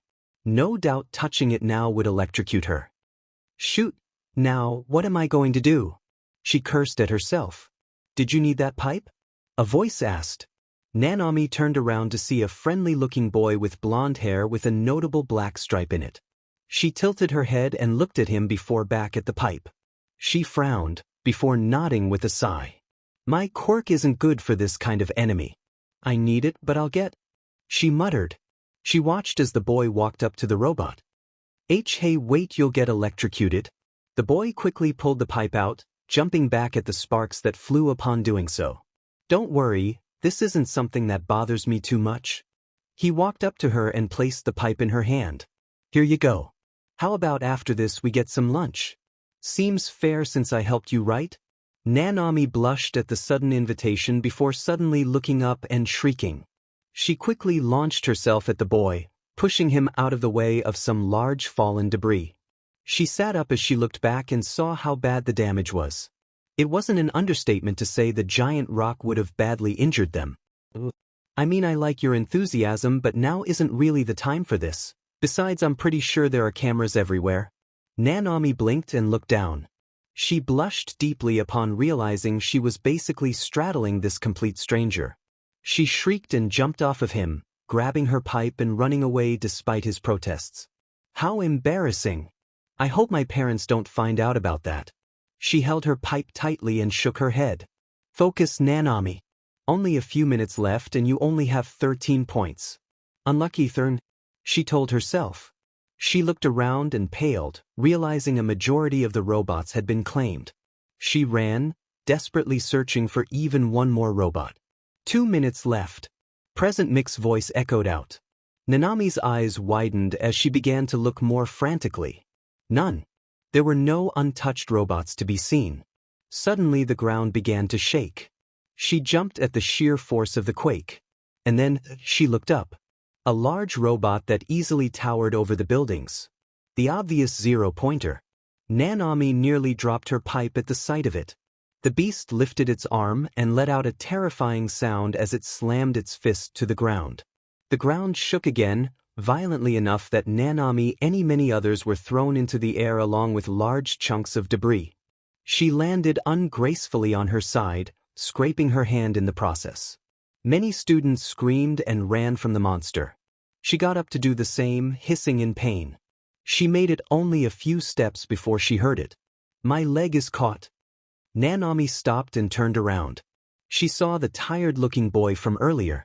He was caught under the debris. His leg was painfully pinned under a number of large rocks. Nanami looked around waiting for one of the others with a stronger quirk to help him. However, they all were too busy running from the slowly approaching zero-pointer. She cursed under her breath. Looking down at her pipe, she growled and ran up to him. "Hey, are you okay? I'll get you out, I promise." In a secluded surveillance room sat many heroes. All Might, neither of the two you're watching seems to be doing particularly well. A mouse-like creature observed. "Just wait, Principal Knees. There's something special about those two." Toshinori murmured in amusement. He watched as his successor jumped into the air, attacking the zero-pointer to save a young girl. One has an unmatchable sense of self-sacrifice. Nizu sipped his tea as he watched the display. He found himself cheering for the boy. He turned to look at another of the many screens. He saw the rather unremarkable by comparison display of Nanami trying to pull the boy from the debris. "And the other?" he asks quizzically. Toshinori smiled. "Her tuition is on point. But I would like to see what she does in this kind of situation." Nanami groaned as she fell back from trying to pull him out. "Just get out of here. That thing is almost here. I'll be fine, they'll stop it before it steps on me for sure. Besides, you don't even know me," the tired-looking boy insisted. Nanami shook her head and jammed her pipe under the large rock pinning him. She attempted to pry it off of him. "You're hurt. What kind of hero would I be if I left you? It doesn't matter if I know you or not." She grunted as she pushed down on the pipe. Her hands stung in pain from when she fell earlier. "Damn it. Misfortune. Why does it have to be misfortune? Why couldn't I have a useful quirk?" She cried out as her hand bled onto the pipe. The wild-haired boy's eyes widened. "Your quirk is called misfortune?" Nanami growled as she tried to pull her weight down onto the pipe. "Yeah, it sucks, doesn't it? I bring bad luck wherever I dash." Suddenly Nanami stopped. Her mind felt blank as she loosened her grip on the pipe. "Run away," was the simple command that rang in her head. Nanami let go of the pipe, turned around, and sprinted away from the pinned boy. "Why am I running? Where am I going? My body won't listen to me. He needs help, turn back. Stuff. She thought to herself furiously. What's wrong with me? Stuff. The boy watched, sighing as he waited for the robot to stop. He winced as the shaking from its footsteps shook the rubble and further pinned his possibly broken leg. He watched the girl's retreating figure. His eyes widened when she tripped over nothing with a solid thud.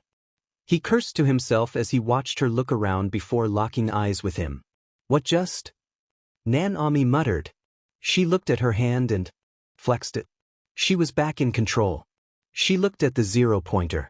It was still far but was closing in. Nanami looked at the pipe that was wedged at an angle under the rock. She scowled and got up and began digging through her pocket. She pulled out her stone and focused as much bad luck into it as possible. She set it down and took a few steps back. She ran forward, arms raised. Falling into a cartwheel, she ignored the stinging pain in her hand and sighed. Using her momentum, she transitioned into front flips. She kept her eyes on the pipe. This will take a lot of precision and luck. I'm terrible with both of those things. But still, she thought desperately. She planted her hands firmly on the ground and launched herself into the air. She tucked her legs into her chest as she aimed her body. I will definitely save you. Sticking both legs out, she slammed all her weight down onto the pipe, effectively lifting the rock enough for the boy to crawl out. She stumbled off of it and looked at him. His sweats were torn on his legs and there was a nasty bruise on his left one. Her eyes widened. That worked. I saved someone. She looked at his leg and cringed at the sight of the injury. That looks bad. Can you walk? She asked tenderly, helping him stand. She wrapped on his arms around her shoulder to further support him. Yeah, I guess. He muttered. Do you have a lot of points? Is that why you came back? He asked, rubbing his free hand against the back of his neck. Nanami bit her lip and looked to the side, a nervous smile on her face. Totally. I'm practically a shoo-in. The lie was obvious and she knew it. She turned to look at him, before smiling sheepishly. Let's not worry about that, okay? She walked him over to her stone, picking it up and setting it in her pocket. And time's up. Nanami walked into the waiting room. Her hand had been properly bandaged by Recovery Girl, though she declined treatment for her side and was left with a nasty bruise. She carried a tray to a table where the wild-haired boy, who later introduced himself as Shinso Hitoshi, was waiting. Has Recovery Girl seen you yet? She asked as she set down a cup of tea. Shinso looked at the cup she placed in front of him and shook his head. No, she's currently working her way around. She'll be with me soon though. Are you waiting for a friend, Yoshino? He asked. She nodded as she looked around, searching for an empty seat anywhere other than with him. You can sit here if you want, I guess. Nanami laughed nervously and began fiddling with her stone. That's probably not a good idea. You might get even more hurt just by sitting with me. Remember, misfortune. It's a terrible quirk that's probably more fit for a villain, you know. She chuckled dryly. Quickly contradicting herself, she pulled out the chair and wordlessly sat down next to him with a blank stare. After a moment she relaxed her shoulders and began anxiously looking around. Wait, what? What just dash? My quirk is brainwashing. If you reply to me, I can make you do anything I want. He rested his elbow on the table and leaned his head against his hand. That's what I call a terrible quirk fit for a villain. He took his cup of tea and took a sip. But I still want to be a hero. You're the same, right? He asked. Nanami hesitated before nodding her head yes. He smiled a dry and tired smile. It's all right. I'm not going to use my quirk on you again. I guess I feel a kinship with you. Sorry, I just wanted to show you your quirk isn't the worst around. Nanami tilted her head and looked up at the ceiling. I think your quirk is cool. It would be so helpful in a hostage situation. She smiled at him. I'm still trying to figure out how my quirk will be useful. But if I by some miracle make it in, I'll learn how to use it productively. Shinso stared at her, before looking away and rubbing his neck. You're surprisingly positive about this. Without warning, a third chair was pulled over, and a solid thud was heard as a head met the table. Nanami jumped and scooted closer to Shinso to make room. She tilted her head and poked the side of the person who had placed themselves next to her. Izukin, are you all right? She asked. Midoriya looked up at her, an unreasonable amount of tears flowing from his eyes. 0 points. Nanami-san, I don't think I can keep our promise. He cried. Nanami cringed and patted his fluffy head, though found there was too much volume for her to feel his head under her hand. It was worth a shot, Izukin. Honestly, they really didn't consider their quirkless applicants when they made this exam, did they? She sighed. Shinso narrowed his eyes at the sight of Izuku tensing.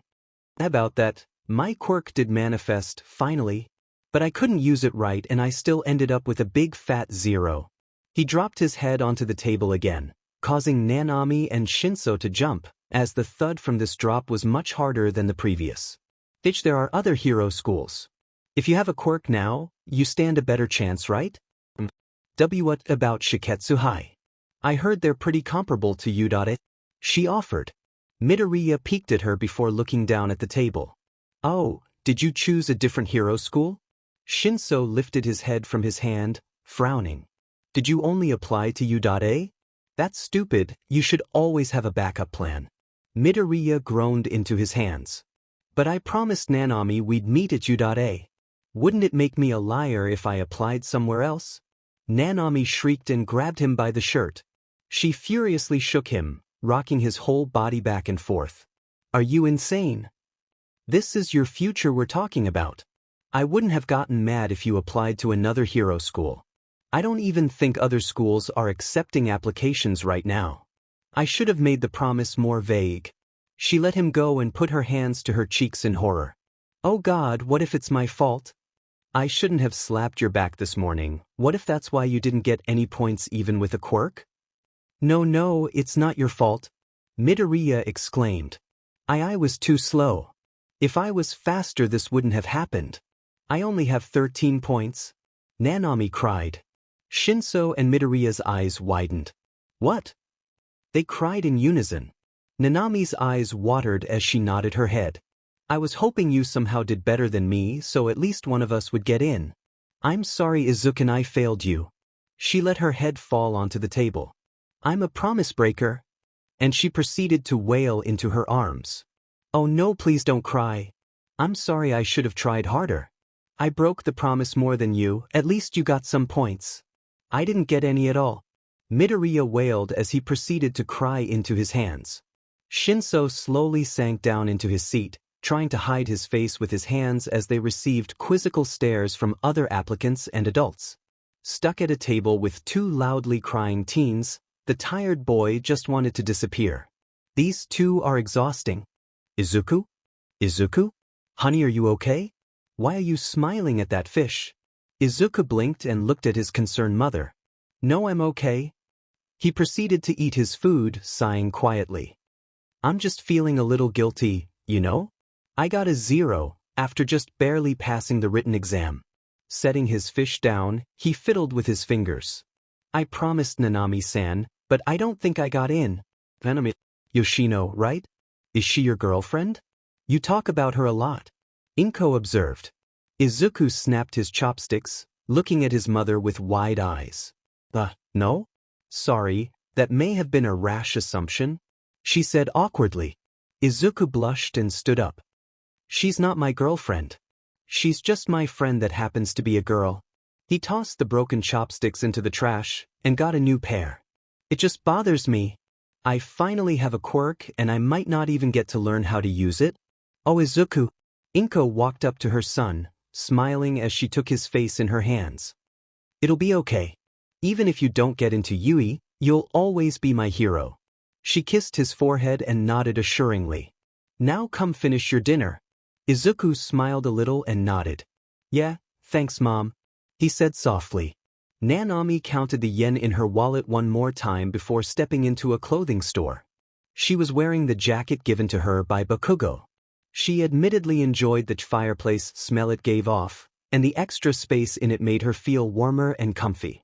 She walked around the store, looking for the original version of the coat. She looked around, and frowned when she didn't see the color she needed.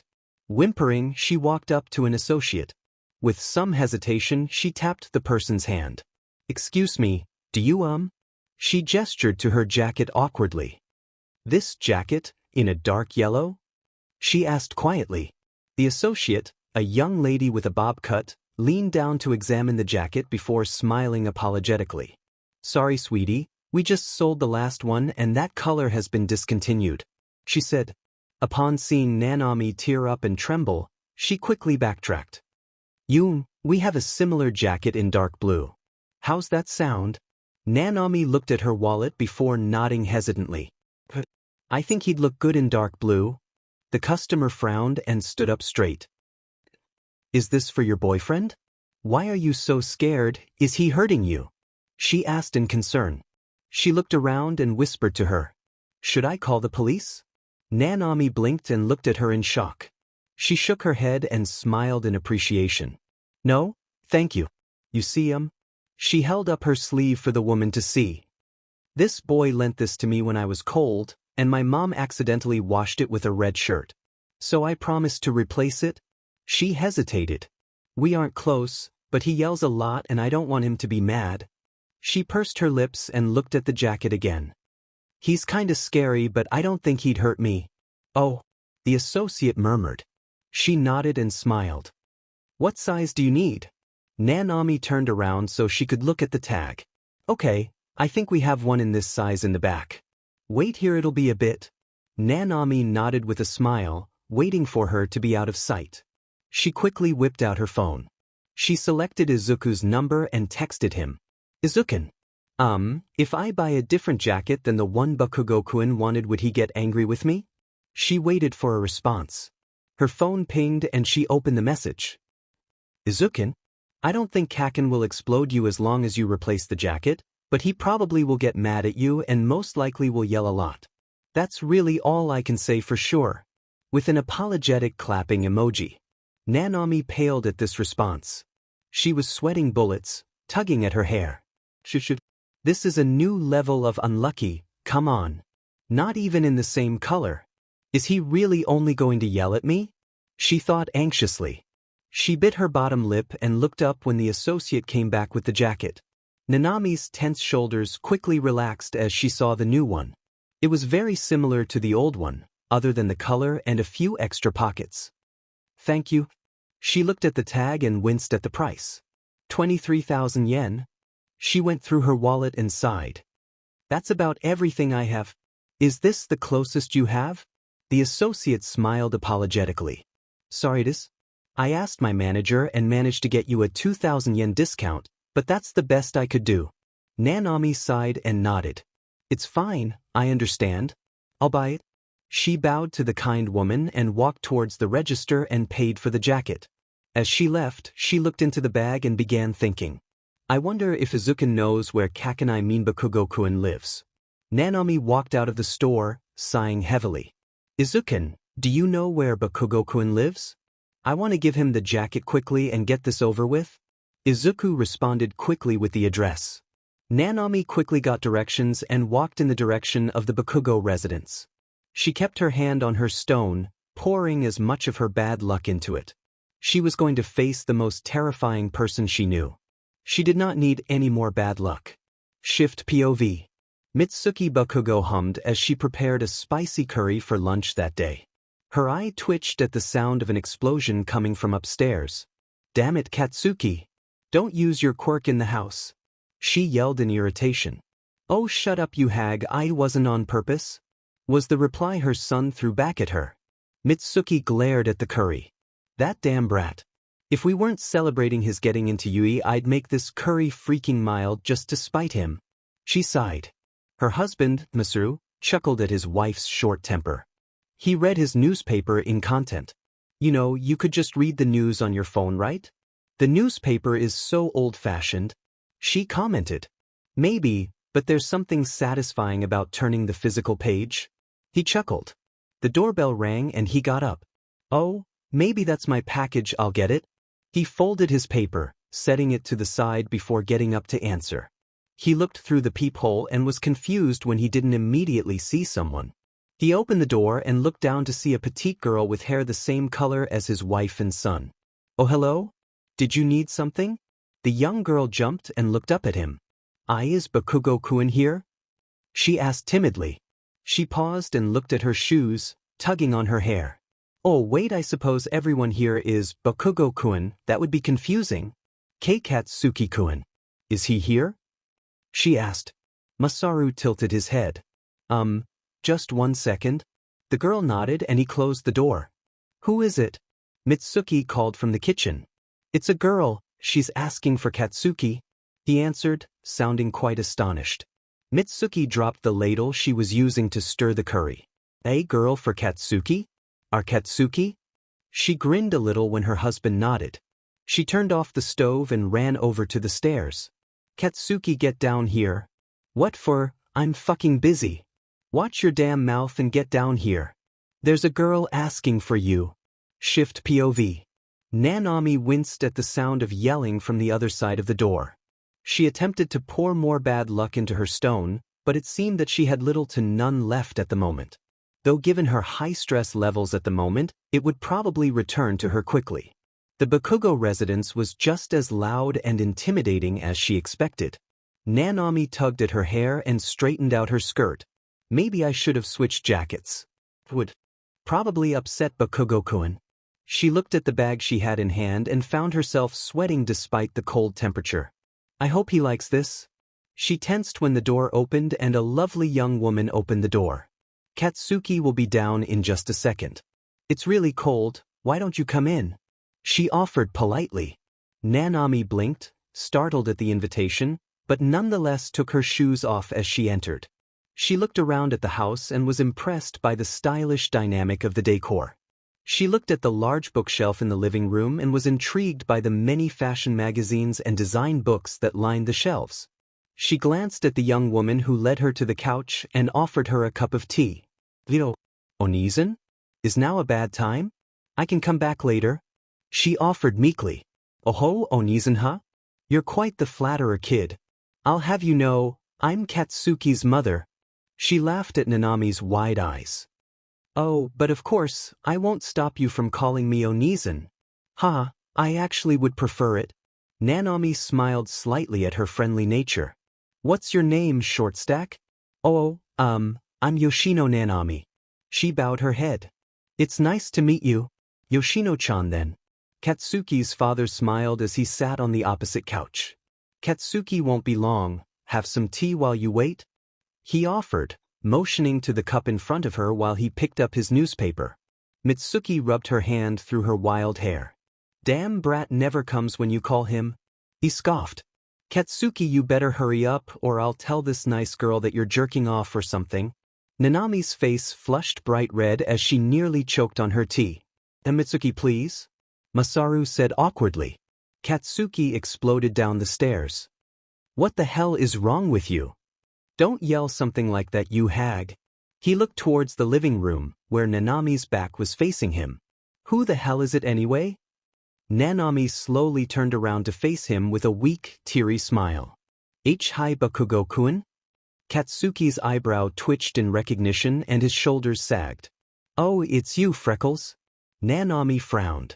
This didn't go unnoticed. Hey, didn't I tell you to stop calling people by their features? She'll hate you if you keep calling her that. Use her name. Mitsuki barked aggressively. He scowled at his mother before glaring hard at Nanami, trying to remember what Deku had called her. What was her name? Nana something. Nanako? Nanami? Shit, I don't even know her last name, do I? He grunted and lifted his chin up. Rather than risking getting her name wrong in front of his mother, he settled with, What do you want, Nana? He asked gruffly. Nanami flinched. Nana? She thought incredulously. She stood up, picking up the bag that rested beside her feet. She gulped and walked around the couch and up to him. She held the bag up to him at arm's length. It isn't the same, but it's still a nice one. They were out of the one I ruined, so I got this instead. She explained rather loudly. She pulled the bag back up, hiding the lower half of her face as she looked up at him with her doe eyes. It's a bit more expensive. I hope you'll still forgive me? She pleaded meekly. Katsuki stepped back when the bag was practically shoved into his face, only for it to be pulled away before he could grab it. He found this irritating but was unable to yell at the blonde girl when she wore such a pathetic expression. He scowled and snatched the bag from her, pulling out the dark blue jacket and inspecting it. Mitsuki hummed in appreciation. Hey, Masaru, isn't that the brand of the company you work at? She didn't wait for an answer when she smacked Nanami's back. Gotta say, you've got good taste, kid. Nanami chuckled nervously at the praise, before cautiously turning to Katsuki.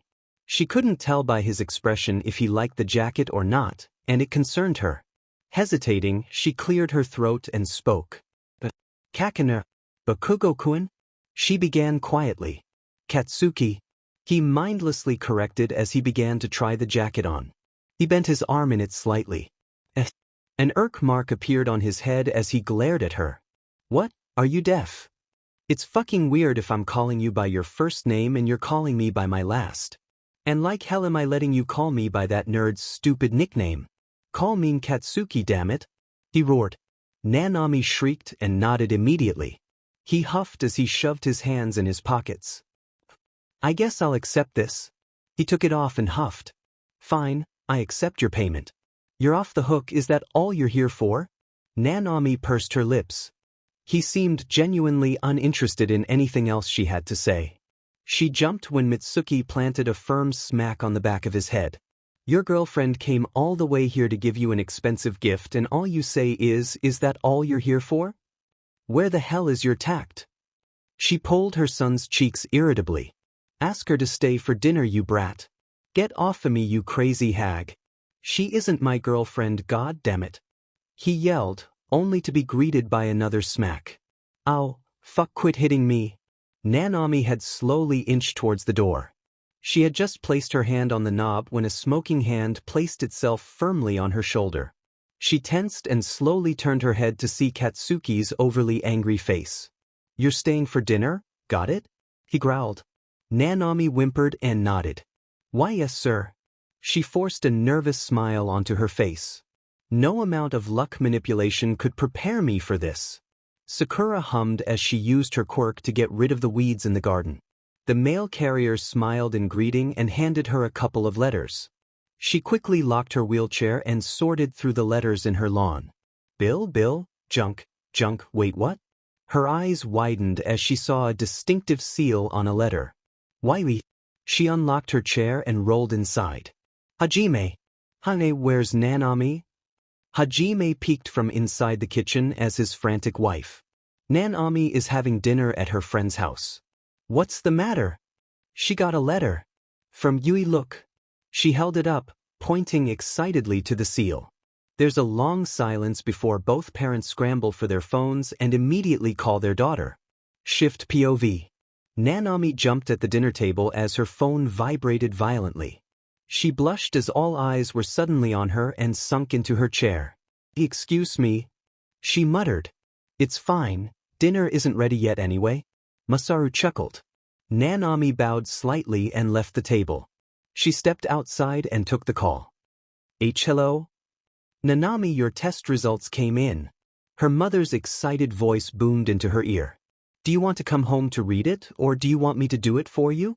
Nanami hesitated. Putting her hand in her pocket to squeeze her stone, she closed her eyes and took a deep breath. Will you read it, Mom? Gotcha. She heard the ripping of the envelope and tugged her hair as she heard her mother's mumbling. Wow, what a long letter. Oh, here's your score. You got 13 battle points and 48 rescue points. Nanami, they're accepting you into Yui. Nanami dropped her phone, her eyes widening.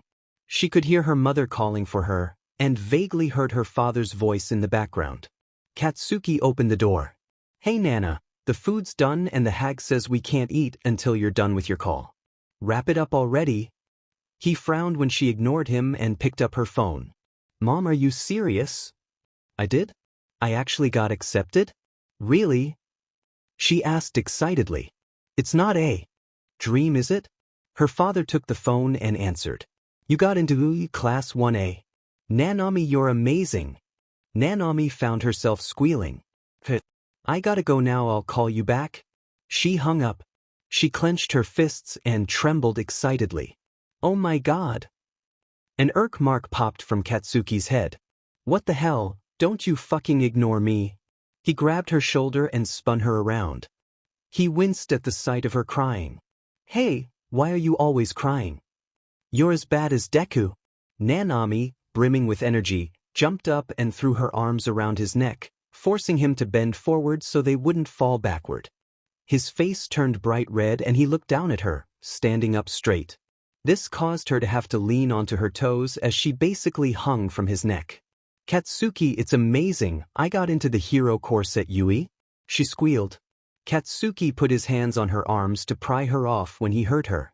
Confusion spread all over her face. What? Wait, how? Aren't you Dash? Oh, that's what the call was about. Congrats, you want some celebratory pudding? The two teens turned around to see Mitsuki leaning against the door. She put a hand to her mouth to emphasize her catty smile. Or should I wait for you lovebirds to wrap it up?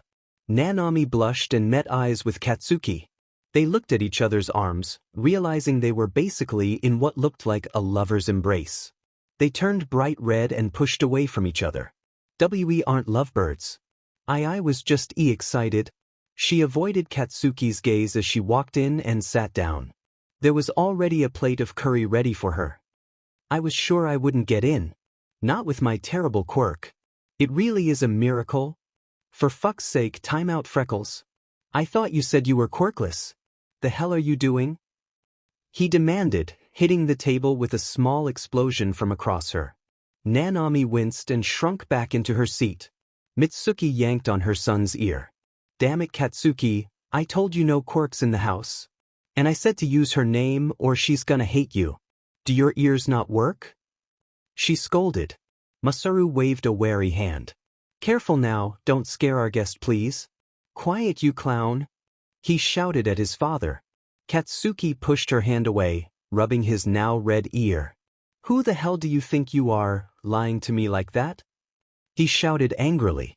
You said you were quirkless, who lies about something so stupid? Nanami glared down at her lap, her cheerful mood ruined. I never said that, you assumed. She glared at him, her fists trembling under the table. All I said was, I don't have a power that would make things easy.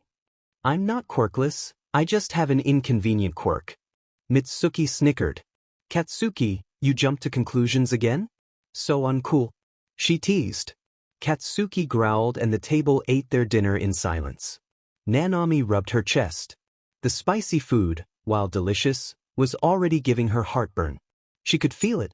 She glanced to the side, uncomfortable at the sight of Katsuki walking beside her. Why are you walking me home? She asked timidly. The explosion-happy teen was already in a bad mood. She didn't want to make things worse by appearing annoyed. Oh, shut up. The hag would yell nonstop if I didn't take you home. I think it's stupid. He looked at his watch and grumbled. This is such a pain. Why the fuck did you agree to stay to eat? Nanami tugged her hair as she kicked a pebble on the sidewalk. Your mom is kind of scary. She's nice but I thought she'd yell at me if I refused. She admitted. She paused before looking up at him. Katsuki-kun, do you dash? You don't hear me calling you Nanan.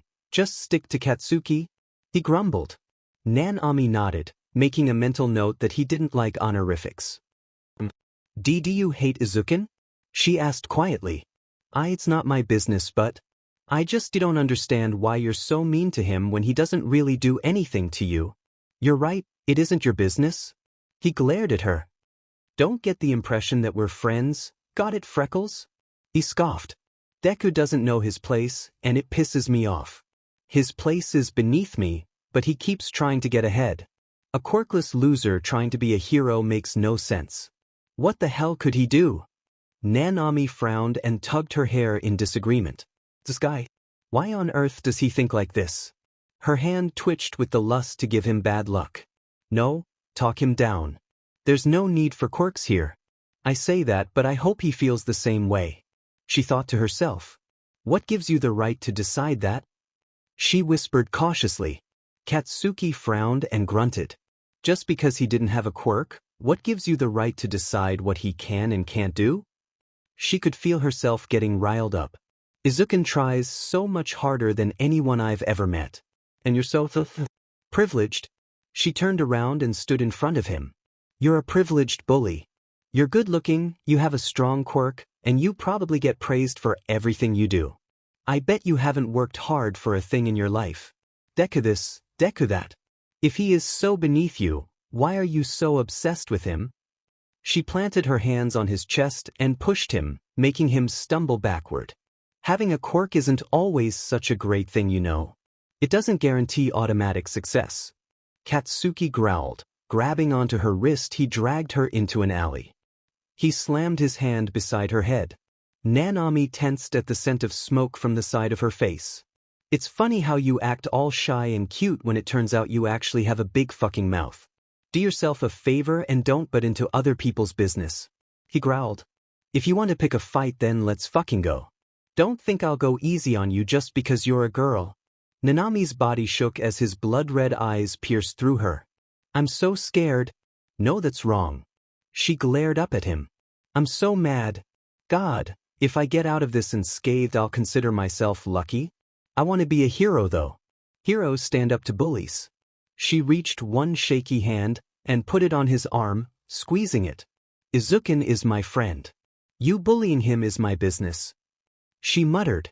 A bully, huh? Aren't you high and mighty? He smirked. I don't get why you're encouraging him so damn much.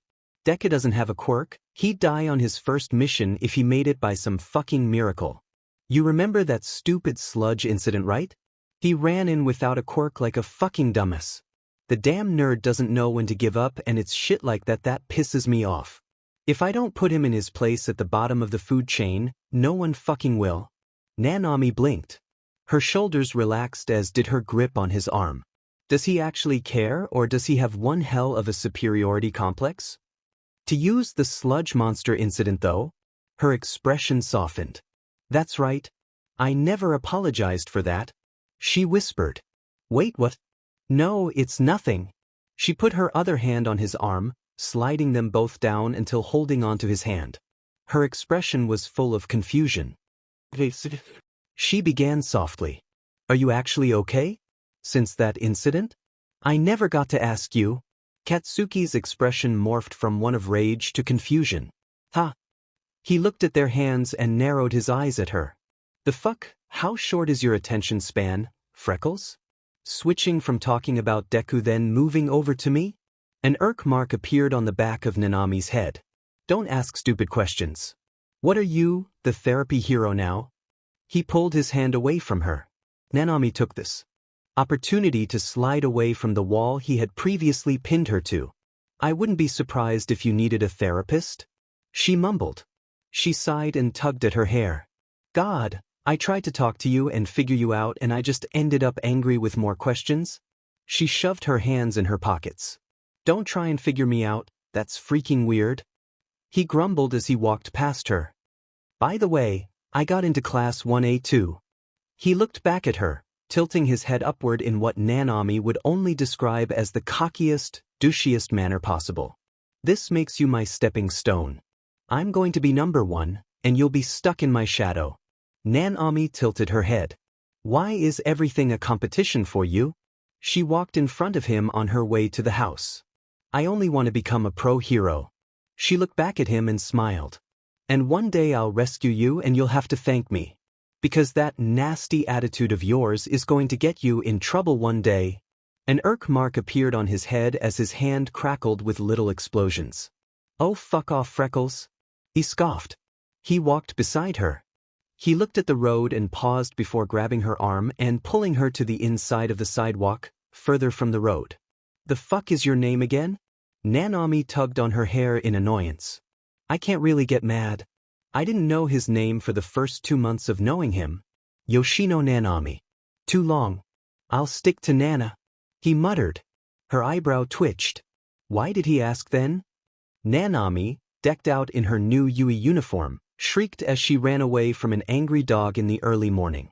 Oh my god, this is why I'm a cat person, someone help. She screamed as she kept running. The dog wasn't particularly large, but that didn't change the fact that it had teeth and an attitude. She bumped into a food stand but kept running as the dog ignored the fallen food in favor of chasing her. I'm sorry, I promise I'll pay damages. People cleared a path as she neared Yui, many people opting to whip out their phone to record rather than actually help the poor girl. The dog barked loudly and she found herself running faster. Nanami looked around for a place to hide. Her eyes widened in when she saw she was on school grounds, and many students were staring at her, watching as she was running from this growling medium-sized terror. How humiliating! She looked around again and spotted a large tree. Here goes.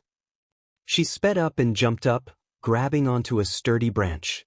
She began swinging back and forth until she had enough momentum to lift herself onto the branch. She sat down and glared at the angry dog. I left early and everything. She looked at her hands and saw that the branch's rough bark had cut her up pretty badly. She hid her hands under her armpits, hissing in pain. She glared down at the dog. Go away, I have to get to class. Izuku looked around the class in amazement. Wow. He quickly spotted 2 intimidating figures interacting closer towards the end of the classroom.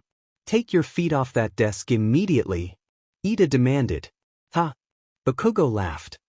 Did someone shove a stick up your ass, or were you just born with one?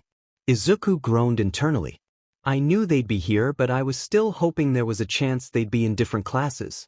Where's Nanami? She said she would be here. He looked around in search of his best friend. He was approached by Tenya Ida, who he determined was actually just uptight instead of scary. Hey, I recognize you. It's Falling Boy. Izuku turned around and blushed at the sight of the nice girl from the entrance exam. She immediately began speaking, getting close in an overly friendly manner while he tried to remember how words worked. In the midst of it all, he missed the vibrations coming from his phone.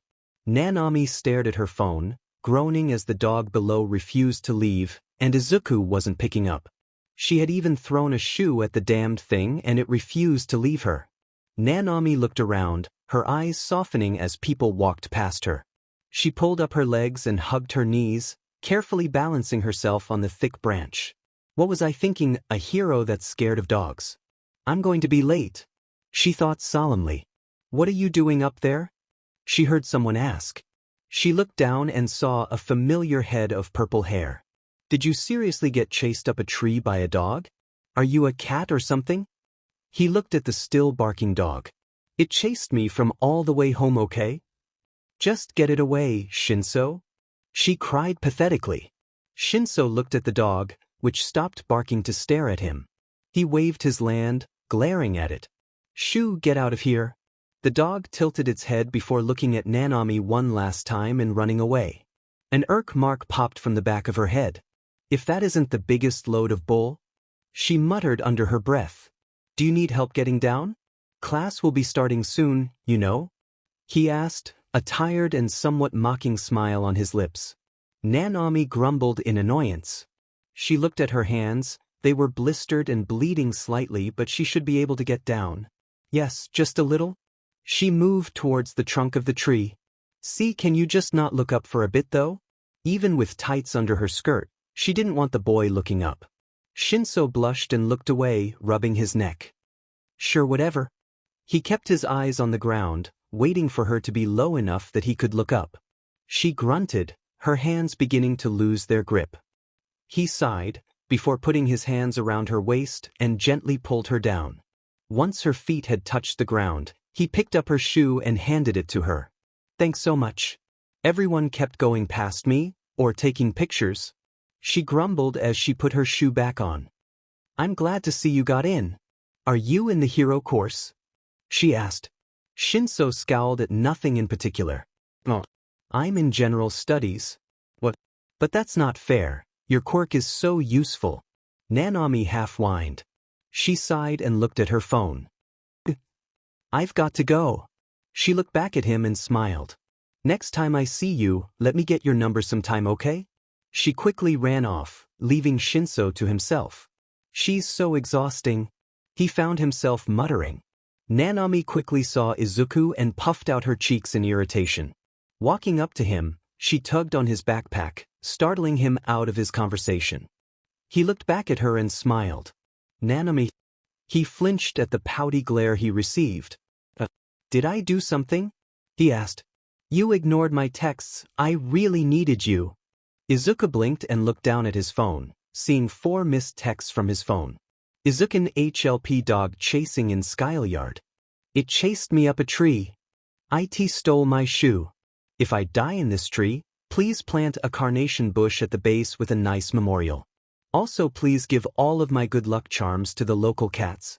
Izuku furrowed his brows at the last one. Fighting the urge to laugh, he nodded. Sorry, Nanami. I wasn't paying attention to my phone. He apologized. You got down though, so that was pretty lucky. Nanami tensed up and found herself shuddering. Don't say lucky you'll jinx me. She smiled a little and ruffled his fluffy hair with both hands. I can't stay mad at you, you're much too cat-like. Ah, I take it you two know each other already? Such informality. Ida stated, humming in interest. Izuku bent down slightly, allowing Nanami better access to his hair, which she began to pet more upon realizing there were other people around. At some point, it had become a habit of hers. It seemed to calm her, and to be honest, he preferred her petting his hair than pulling on her own. Not to mention, it didn't necessarily feel unpleasant. Her timidity had resurfaced as she spoke to Ida. He's my best friend. She hesitated and found herself scowling up at him. Did you ever apologize to him? Yes, of course. Ida said stiffly. Oh, you mean about earlier? Yeah, he was pretty upfront about it. Izuku laughed. He lifted his head and smiled a bit. If you're here to make friends, then leave. They heard an annoyed and sleepy voice call from behind. The students turned to see what appeared to be a caterpillar man. In reality, it was just a bum in a sleeping bag. He grumbled as he got out of the bag and sucked on what looked to be an applesauce pouch. A single thought ran through everyone's heads: what is that thing? Nanami tugged at her hair, finding herself losing her mind. Whoever does the worst will get expelled? She closed her eyes tightly. My quirk isn't suited for this. She found herself trembling as the events passed. Nana, what the fuck are you doing? Katsuki grunted. Nanami looked behind her, seeing the explosion boy glaring daggers at her. Emmy? Nothing, just trying to keep my composure. She waved her hands as if she were attempting to mime a shield. Please ignore this humble stepping stone. I don't think I can handle you scaring me right now, Katsuki. Katsuki glared at her, taking a hold of her hair and tugging it, making her wince. Don't mock me, Freckles. He scoffed. He looked at their teacher, Aizawa. That asshole is just trying to scare you. Like he's seriously going to expel someone on the first day. He paused before smirking and motioning to Deku, who was doing the long jump as they spoke. And if it's going to be anyone, it's going to be that quirkless loser over there. So you'll survive by default. Nanami scowled and kicked the back of his knee. Don't say things like that. She scolded. Katsuki was forced to bend as she kicked him, grunting. What the hell, is that the thanks I get for trying to cheer her up? He thought angrily. He was getting ready to explode the attitude-ridden blonde when what she said? Izuken has a quirk, you pompous jerk? She grumbled. I don't know how, but it manifested sometime before the exam. I don't know what it's like, but I bet it's great. She huffed. What? He asked. She looked at him. Izuken has a quirk good enough to get into class 1? She looked at her friend. Maybe his quirk is something he can only show off with a certain test. What the hell? He shouted. He leaned down, getting into her face, his hands smoking threateningly close to her hair. If he had a quirk, he would have gotten it when we were kids. But it's not medically impossible, you know. He smirked and grabbed the long section of her hair between his thumb and index finger. If I find out you're lying, Freckles, I'll burn a bald patch into your hair. Nanami shrieked and put her hands on her hair, stepping back. Don't do that. My hair is my most attractive feature. She shrieked. Bakugo scoffed and put his hands on his hips. You're serious then, Nana? He grumbled. That nerd has a quirk now? But you've never seen it? How do you know that twerp isn't lying just to get your attention? He flicked her forehead. Nanami covered her head irritably. Well, I guess we'll just find out then, won't we, Katsuki? She huffed. Yoshino. If you're done flirting, it's your turn. Aizawa called in annoyance. The two teens blushed and glared at each other. Nanami huffed and ran towards the long jump. She hesitated, looking around before taking a few steps back. She quickly jumped onto her hands and propelled herself just past the sand. She heard the machine take a picture. Not bad. She smiled to herself, pleased with her jump. Does that count, Aizawa-sensei? He folded his arms in thought, before giving her an unenthusiastic thumbs up. Nanami sighed in relief. She ran towards Izuku, only to trip over nothing. Just as she was getting up, a foot found itself on her head. It quickly removed itself. It seems I'm always stepping on you. Are you okay? Nanami refused to look up, as she could feel the stares from her other classmates on her, and she could hear Katsuki's laughter. She sighed heavily into the sand and waved her hand. Why don't you just let me die in my shame for a bit? Similarly to before, her hand was grabbed and she was lifted off the ground. Sorry, you're still lighter than you look. He lowered her so that her feet touched the ground. She sighed and dusted herself off, before looking up at him in amazement. It's you. She put her hand to her chin, puckering her lips in thought. I'm sorry, what's your name? We never introduced ourselves the first time you stepped on me. My apologies. I'm Todoroki Shoto. Do you need some ice for your head? He offered. No, I'm good. She looked at their hands and quickly took hers back. I keep ending up holding this pretty boy's hand. She cleared her throat. Yoshino Nanami? She hesitated as she looked at his scar. She cleared her throat. Her face turned bright red as she tried to search for an ethical way to ask about his father. And never mind. She quickly ran off, covering her face in humiliation as she approached Izuku. Are you okay, Nanami? He asked. Are you hurt?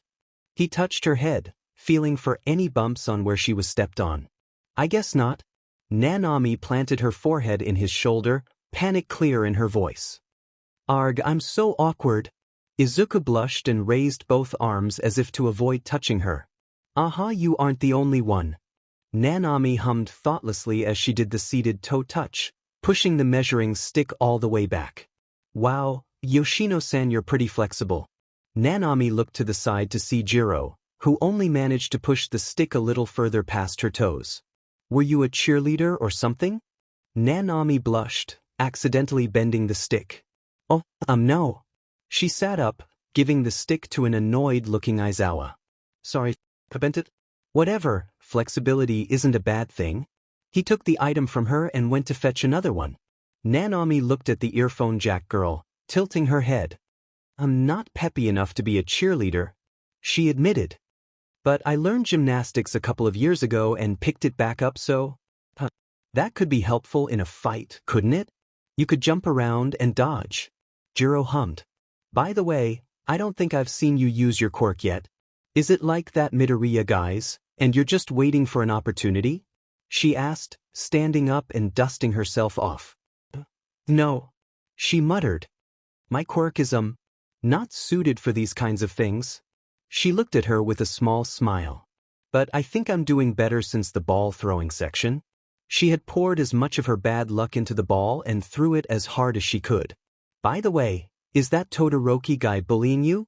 She pointed towards the bicolored-haired boy. I heard you say he's stepped on you before. That's pretty rude. You should tell a teacher. Nanami squeaked and waved her hands frantically. No. It's a misunderstanding, he didn't mean to. That was my quirk, she exclaimed in a panic. Besides, each time he apologized immediately. Your quirk made him step on you? She blushed when she heard it repeated to her. Tugging gently on her hair, she looked at her shoes. My quirk is misfortune. So if anything unlucky can happen to me, it will. Oh, so it really wouldn't help in this situation. I suppose Aizawa-sensei might consider that. The raven-haired girl smiled a little. Well, if it helps, you're pretty fit, so you should do fine. Nanami's cheeks burned at the compliment. Thanks.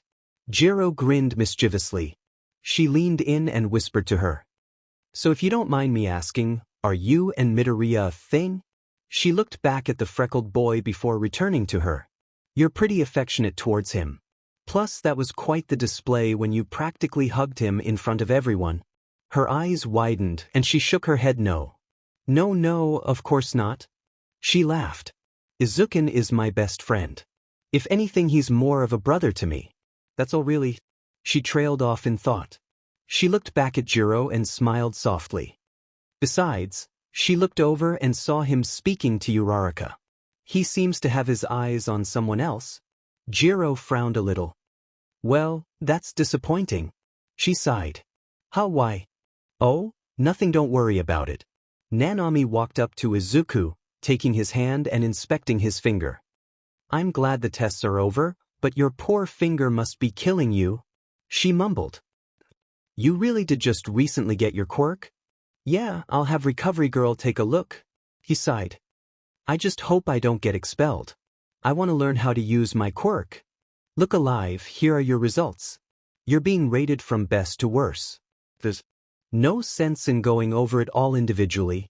Nanami looked at the holographic graph, tugging on her head in terror as she kept looking down for her name. Whoever gets the lowest score will get expelled. Where's my name? Then she spotted it. She was beneath Hagakure, and below her was Mineta. Her eyes trailed down and she gasped. She looked over to Midoriya. He was last. The green-haired boy looked on in horror. Nanami cautiously waved her hand in front of his face. She clenched her fists and stood up straight. Wait here, she muttered, moving forward. Midoriya grabbed her wrist. What? Nanami, what are you going to do? She looked back at him angrily. What are you talking about? I'm going to tell him to expel me instead. You deserve to be here more than I do. She pulled her wrist free and kept walking. Izawa Shota, no Eraserhead.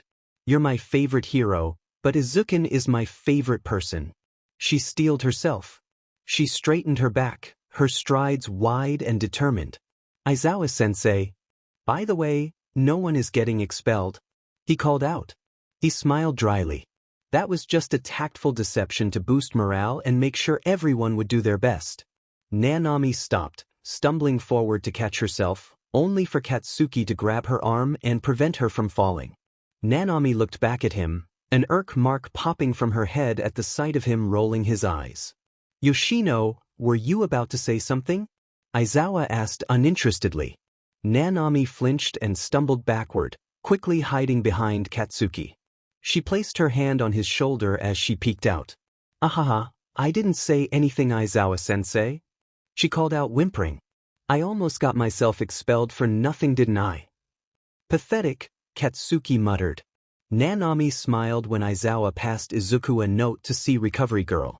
She sighed quietly and rested her forehead onto Katsuki's back in relief. Thank goodness, she whispered to herself. Katsuki looked back at her in annoyance, before looking away and huffing. That damn nerd. Something about this just isn't right. He thought angrily. He zoned in on Izuku, his eyes narrowing in fury. And I'm going to figure out what. Nanami puckered her lips in conflict as she looked at the hair straighteners on display. She and her mother were doing some early morning shopping before her second day of school. She wasn't particularly pleased about the reason why, though. She looked towards her mother, who was a few feet away, looking at perfumes. Mom, is straight hair a more popular look for girls? Sakura looked over at her, a sly smile painted across her face. Maybe, but I love your curly hair. Trying to impress a boy at school? She asked coyly. Nanami blushed deeply and began laughing unnecessarily loudly. Ha, you're funny. No, I just... She touched her hair. I thought maybe it'd be easier to make friends if I had straight hair like the other girls. She admitted quietly. I can't say it's because I think Izukin would like it. Sakura chuckled to herself. Remember, sweetness, we're buying a gift for your grandmother. If you really want one, I'll buy you a straightener next time. Nanami tensed, before looking down at her shoes. Does she have to stay in our home? She muttered. Can't she just go to a hotel? Nanami, I know your grandmother makes you nervous for some reason, but she loves you just as much as your father and I do. It's just for the weekend. She sprayed perfume on her wrist and smelled it. This is nice. Nanami sighed and ruffled her curly hair. I'm going to go get a snack or something. After a quick note of approval from her mother, Nanami walked away as quickly as she could. She sighed sadly, her eyes stinging as she tried to fight tears. She wiped her eyes and kept walking. She sighed heavily and smacked her cheeks, startling some people around her. I wonder if I can stay at a friend's house? She murmured to herself. Her eyebrow twitched. My only friend is a boy, and I don't think I'm close enough with Jiro-chan. She kept walking, glaring straight ahead. Why does she have to stay with us every time she visits? She thought angrily. Nanami was self-conscious as she began changing into her hero costume. She had very simple requirements, so the design squad had free range over what she wore. It had to be easy to move in, that was literally her only request. The design they went with, though, so embarrassing. She whimpered. Jiro nudged her, chuckling. Think about this. Hagakure is literally naked except for her gloves and boots. She patted the girl's back. It's fine since you can't see me, though. They heard Hagakure chirp. Nanami sighed as she pulled it on. Yeah, but still? Her hero costume was simple. A black crop top with hot pink stripes under her chest, seeming to accent her chest, which was unimpressive in comparison to some of her other classmates. She wore black shorts with a utility belt around her waist. She had matching black ankle boots and gloves with pink fluffs on the rims. Attached to her belt was a slingshot, with a pouch hanging off the side. It doesn't look so bad, Nanami-chan. Tsuyu said, putting a finger to her chin as she examined the outfit. It's kind of like Kyoka-chan's, you could wear it anywhere, ribbit? But I feel so exposed, Tsun. She covered her chest. "Why are there these weird stripes under my chest? Then you can see my navel, and then my legs are all out there." She covered her face in embarrassment. It's just so indecent, so modest," was the single thought that ran through most of the girls' heads. Yaoyorozu chuckled and patted her shoulder. "I think modesty is a good trait to have, Yoshino-san." Nanami glanced at her hero costume and found herself blushing as she looked away. "Honestly, I feel a little better now," she muttered.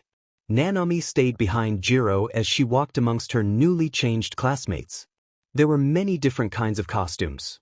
Some, she found looking at Mineta and Todoroki, were a hit and miss. But for the most part, they all seemed to represent the wearers individually. She tugged on Jiro's jacket gently, finding comfort in the slightly taller girl's presence. Jiro laughed a little, causing Nanami to blush and look down timidly. "Are you nervous someone in the class won't like your outfit?" she asked teasingly. She turned over and poked the slightly smaller girl's cheek in amusement. She raised an eyebrow when Nanami didn't answer. "It's amazing how you can stand up to that hothead Bakugo, but the idea of being in a crowd scares you." "I dunno. Katsuki is scary. I'm usually scared out of my mind when I talk to him," she admitted. "Katsuki, huh? You're on a first-name basis with him too." "Are you actually friends with that guy?" She sweat-dropped at the blank stare she was given by the blonde. She looked over her shoulder and smirked. "Well, anyway, there's Midoriya. Why don't you go show him your costume?" she offered, pointing in the direction from where the boy came. "I'm sure he'll like it." Nanami looked back at where Izuku was standing. Her eyes softened at the costume. She honestly thought it was cute, and the mask nicely emphasized his big round eyes. She looked down at her costume and bit her lip. She looked at Jiro, who gave her a reassuring nudge. She took a breath in and walked up to him. "Izuku, I like your costume." She tugged on her hair, a faint blush on her cheeks.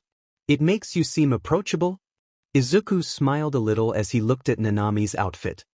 He blushed lightly and glanced away. "Yours looks," he said nervously. Nanami winced at his reaction. She held her hands together and tilted her head down. "It's not really my style. But I wasn't specific in what I wanted. I just asked for something that would promote mobility," she admitted. Her chest felt tight, and she didn't understand why. "When you put it that way, it's pretty practical." "What's in the belt?" he asked, pointing to it curiously.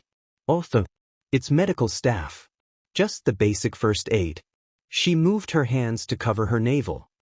"I just wish they added a little more. Man, I know the feeling. I ended up with this weird skin-tight costume." Nanami tensed at the sound of Uraraka's voice. She watched as Izuku blushed heavily through his costume and covered his mouth. She tugged on her hair, meekly walking away from the conversation and back towards Jiro. She wanted to cry for some reason, but she again didn't understand why. Jiro frowned at the small girl's steep drop in mood. She glanced back at the two friends, before looking back at the girl. "Now I feel like an ass," she muttered to herself. She patted Nanami's head, before smiling a little. "Hey, it's okay. Don't think too much about it."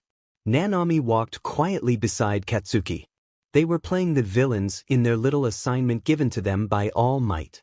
She glanced at her partner nervously. "Katsuki, should I really be the one guarding weapon?" she asked as she went up the stairs with him. "I get that you want to fight, but what if they get past you?" Katsuki glared at her. "What, are you trying to say you don't think I can beat that shitty Deku?" he growled. "Well, I can and I will. That's why you're guarding the damn thing. You don't have to do anything except standing there and look dashed." He stopped mid-sentence and clicked his teeth. "I won't accept a loss, Freckles. So just shut up and do what I say." Nanami flinched and nodded. She tugged at her hair, sighing. She walked up to the last flight of stairs, looking up at the fake weapon. She walked up to it and rubbed the back of her neck, looking at Katsuki. "So I'll just guard it. I'll leave the rest to you." "Damn right you will," he grumbled and moved downstairs. "All right, boys and girls." She heard All Might's voice ring. "Begin." Nanami got low to the ground and pressed her ear to the floor, closing her eyes. While she didn't have her father's hearing quirk, she found that if she concentrated, she could hear slightly better than the average person. No to the extent that she could call it a quirk though. It sounds like one of them got past him already? Probably Uraraka, since Katsuki doesn't seem like he'd let Izuku go. Her heart began palpitating in anxiety. Uraraka can make things float. How can I compete with that? She looked around at all the items in the room the zero-gravity wielder could use against her. Thinking quickly on her feet, she grabbed the items and proceeded to throw them out the window. Not before making sure that there was no one below, of course. She looked around and debated between waiting by the door or by the weapon. After some debate, she decided on waiting by the weapon. But the goal is to capture Uraraka. Her hands twitched. She walked throughout the room, leaving remnants of her misfortune on each pillar the pink-cheeked girl may hide behind. Once she was satisfied, she waited again by the weapon. That should do it. I don't want her to get hurt or anything, so I only used a little bit. She hummed as she picked up her slingshot, pulling an item from her pouch. It was a little rubber ball. She looked at the weapon as she poured her bad luck into the ball. Izuku really likes her, I think. Maybe I shouldn't get in their way. Besides, I guess this kind of thing wouldn't work for me. She clenched her fists. I say that, but the thought of giving him up hurts my heart. She sighed. Is this what having a crush is like? She wondered to herself. What? Uraraka's voice shrieked. Nanami's cheeks flushed bright red. Oh God, was that last part out loud? She grabbed her slingshot and placed the rubber ball in it. Pulling back, she aimed, trying to listen for Uraraka again. She waited for the Infinity Girl to make a move. A single pillar cracked, completely unprovoked. Nanami's eyes widened and she took the shot, shooting right past the pillar, where the ball bounced off the wall and hit Uraraka in the thigh. Ouch! She heard. Nanami rushed in. I found you. Uraraka jumped from her hiding place, before jumping forward, her hand outstretched, ready to make the girl float. Nanami pushed one arm to the side, grabbing the other and moving in a wide swinging motion to throw her onto the ground. She was about to grab her and restrain her when the brunette kicked at her legs, causing her to fall over. Nanami squeaked in surprise as she felt herself floating in the air. She began to panic as she watched Uraraka run towards the weapon. No. I have to do something. She grabbed her slingshot and aimed at the girl's feet. Firing multiple misfortune-infused bouncy balls, she winced at the sight of her classmate tripping on them. Examining her location, she quickly planted her feet on a pillar and pushed herself off, launching towards Uraraka, who had just made herself float towards the weapon. Sorry. She apologized quickly, lifting her leg and slamming down her foot onto her opponent's shoulder, effectively slamming the airborne girl onto the ground with an axe kick. Nanami shrieked as she was suddenly dropped onto the ground, the effect of the brunette's quirk having been cancelled. Uraraka groaned as she got up slowly. I'm gonna feel that for a while. Nanami ran towards her, tape stretched out to tie her up. Uraraka, ready? Nanami vaguely heard Izuku's voice as Uraraka ran over to a pillar. W8 what? Smash. And suddenly the floor below them shot up. Uraraka held the pillar up, having used her quirk on it. Sorry, Yoshino-chan. Improvised special move. Comet home run. Swinging the pillar similarly to an oversized bat, Uraraka swung, sending the debris flying through the air and straight towards her. Nanami braced herself, getting scratched by the rubble as Uraraka flew over her, landing on the weapon. Nanami's eyes widened. I failed. She sighed heavily and fell to the ground. Nanami sighed as Recovery Girl bandaged her up, giving her a lollipop at the end of it. She tugged at her hair in despair. She looked at Izuku, who was beside her, getting his arms healed. There you go, dearie. You should be more careful, she said, scolding the young man. She seemed frustrated. That was insane, she heard him say as they left the infirmary. Nanami looked at him with a sad smile. He smiled at her. You did great, Nanami. Uraraka told me how she was close to losing. Nanami blushed and looked away. She glanced at his arm, scowling and punching it. Ow, why did you do that? Why did you do that? She exclaimed. You messed up your arms over Katsuki. I get that you guys have this long-standing whatever this is. But it's not worth doing that to yourself. She glared at him. What were you thinking? Exploding the entire building? She teared up angrily. Your arm was broken badly. You need to get that quirk of yours under control. Don't destroy your body just to prove a point. Izuku flinched. I know. Don't cry, enemy, I'm sorry. I'll see you later, Izukin. Where are you going? He asked nervously. To yell at Katsuki. She hurried off, tugging at her hair painfully. I yelled at Izukin. I never thought I'd get mad at him. Nanami was confused as Katsuki accompanied her on her way to her house. They had a screaming match, Nanami about his overboard aggression towards Izuku, and Katsuki about Nanami not minding her own business. Neither of them was quite sure how it ended with him walking her home. Nanami walked behind him, on the inside of the sidewalk. For some reason each time she moved closer to the road he'd grab her arm and pull her further from it, so she was on the opposite side of him. After the third time, he kept a firm grip on her wrist. She honestly felt like a child being guided by a stern parent.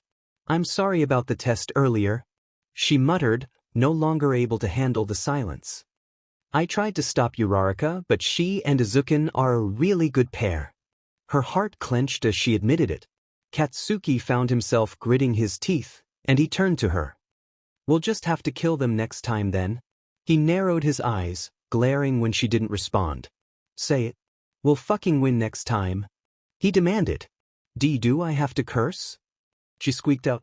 Katsuki scowled and squeezed her wrist. Okay, but we'll win next time. He grunted and gave her a satisfied nod. Katsuki, you're hurting my wrist? God, why are you so damn whiny? He lowered his hand so that he was holding hers. How's this? Is that fucking better? He growled. Nanami blushed bright red and looked away. If you stopped trying to get near the road, I wouldn't have to fucking do this. Nanami looked down at her shoes as they walked. I've never held hands with a boy before. She glanced at their hands as they walked. It's embarrassing. I don't know if I like it or not, but I feel like if I let go he'll yell at me. She thought tiredly. Her phone pinged, startling her out of her thoughts. Looking at Katsuki, she sighed as he made no effort to let go of her hand. She awkwardly used her free hand to dig through the pocket of her skirt on the opposite side and pulled out her phone. It was from her mother. Nanami, your grandmother is here a couple of days early, isn't that great? Will you be home soon? Nanami tensed as she read it. She gently squeezed Katsuki's. He glanced at her, his frown deepening as she stopped in her tracks. What the hell are you doing? We're almost at your damned house. He barked. He raised an eyebrow at her lack of response. Cautiously he asked, did someone die? No. She murmured. She looked at him, tugging at her hair harder than she usually did. Katsuki, can I stay at your place for a few days? She muttered weakly. I don't want to go home. Huh? What the fuck? Why the hell would you want to stay at my house? I already fucking told you we aren't friends. Nanami nodded, laughing shakily. Right? I was just joking. She rubbed the back of her neck. Super funny, right? Huh? She looked at her phone and sighed. She didn't bother to respond and put it away. Prick. I was hoping to hole myself in during the weekend, but she had to show up early. She thought bitterly. She saw her house come from around the corner, her eyes narrowing. Katsuki scowled and glanced at the house. He stopped and pulled her close to him. I don't care or anything, but are you being abused or some shit like that? He asked quietly. Nanami bit her lip and glanced away. Katsuki clenched his teeth, trying to maintain his cool to avoid attracting attention. Do they hit you? He asked. Nanami shook her head. It's not like that. They don't abuse me, just. I don't feel comfortable when my grandmother comes to visit, she admitted. She looked up at him and smiled meekly. I'm sorry to have worried you. I can go by myself now. Katsuki blushed and took a few harsh steps back, letting go of her hand immediately. Don't get it twisted, Freckles. I wasn't worried, you were just pissing me off with that weird-ass face you were making, got it? His hands popped with little explosions to emphasize his point. He watched her lack of fear towards him as she gazed towards her house. Her eyes didn't seem quite as vibrant as usual. Give me your phone. He grumbled. What? Nanami asked, turning her head to face him. Did I fucking stutter? Give me your damn phone. He demanded, snatching the device as soon as it was in her hand. He pressed a few buttons, muttering in annoyance about outdated technology before handing it back. There, now you have my number. Nanami blinked as she looked at the new addition to her contacts. W4? Katsuki felt a vein throbbing in his head as he heard her question. Because I decided to fucking give it to you. Don't use it for stupid shit, you got that, Nana? His ears were warming up as he tried to control the heat spreading in his face. Nanami blinked at the sudden outburst. She hesitantly nodded, bowing slightly. Thanks? She huffed as he turned around and left without so much as a goodbye. Nanami looked at her screen and found herself amused at the contact name he had put in. King Explosion Murder? She laughed a little and quickly changed the name to something more fitting. She huffed as she kept walking, her house getting bigger until she was on the front step. Hajime welcomed her immediately. Nanami, there you are. You're all scratched up, is that from school or did you get chased by a dog again? He asked worriedly. He patted her head as she came in. School. All Might had us fight against each other as a villain-hero simulation. She answered simply as she stepped out of her shoes. She glanced at the wooden slippers in the corner and grimaced. Getting lessons from the #1 hero? My, how impressive you've become. Nanami tensed. Her blood ran cold as she heard the voice of the one person she dreaded. She gulped as her grandmother walked in. Her eyes struggled to avoid meeting the floor as she looked her in the eye. The lady looked to be in her late 50s, her blonde hair showing some signs of graying. She wore a plain, purple kimono as she entered the room. Nanami resisted the urge to tug her hair as she placed her hands neatly in front of her and bowed deeply. Hello, grandmother. She peeked up through her uneven bangs and met her grandmother's cold blue eyes. The elderly lady smiled, though it didn't seem to reach her eyes. Well, I see your manners have improved. Though, you've hardly grown since I've last seen you. She walked up to her, watching as her granddaughter slowly rose to meet her gaze. I came to celebrate your getting into Yui, lucky? Nanami stared at the food in front of her. She glanced at her grandmother, Mishiro, who sat across from her at the lunch table. It marked day 3 of her visit. Lucky, are you not going to eat your breakfast? I worked hard to make it, she said, her eyes narrowed.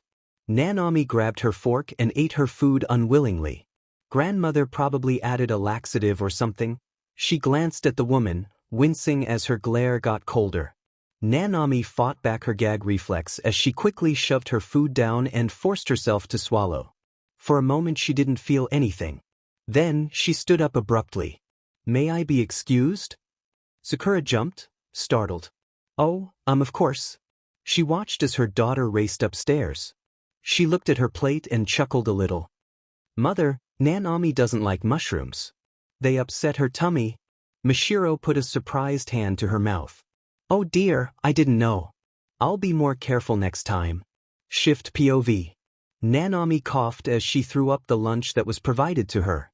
She watched the foam in the toilet bubble. She coughed a little more and quickly went to the sink to wash out her mouth. Aesop? Is she trying to kill me now? She whispered to herself.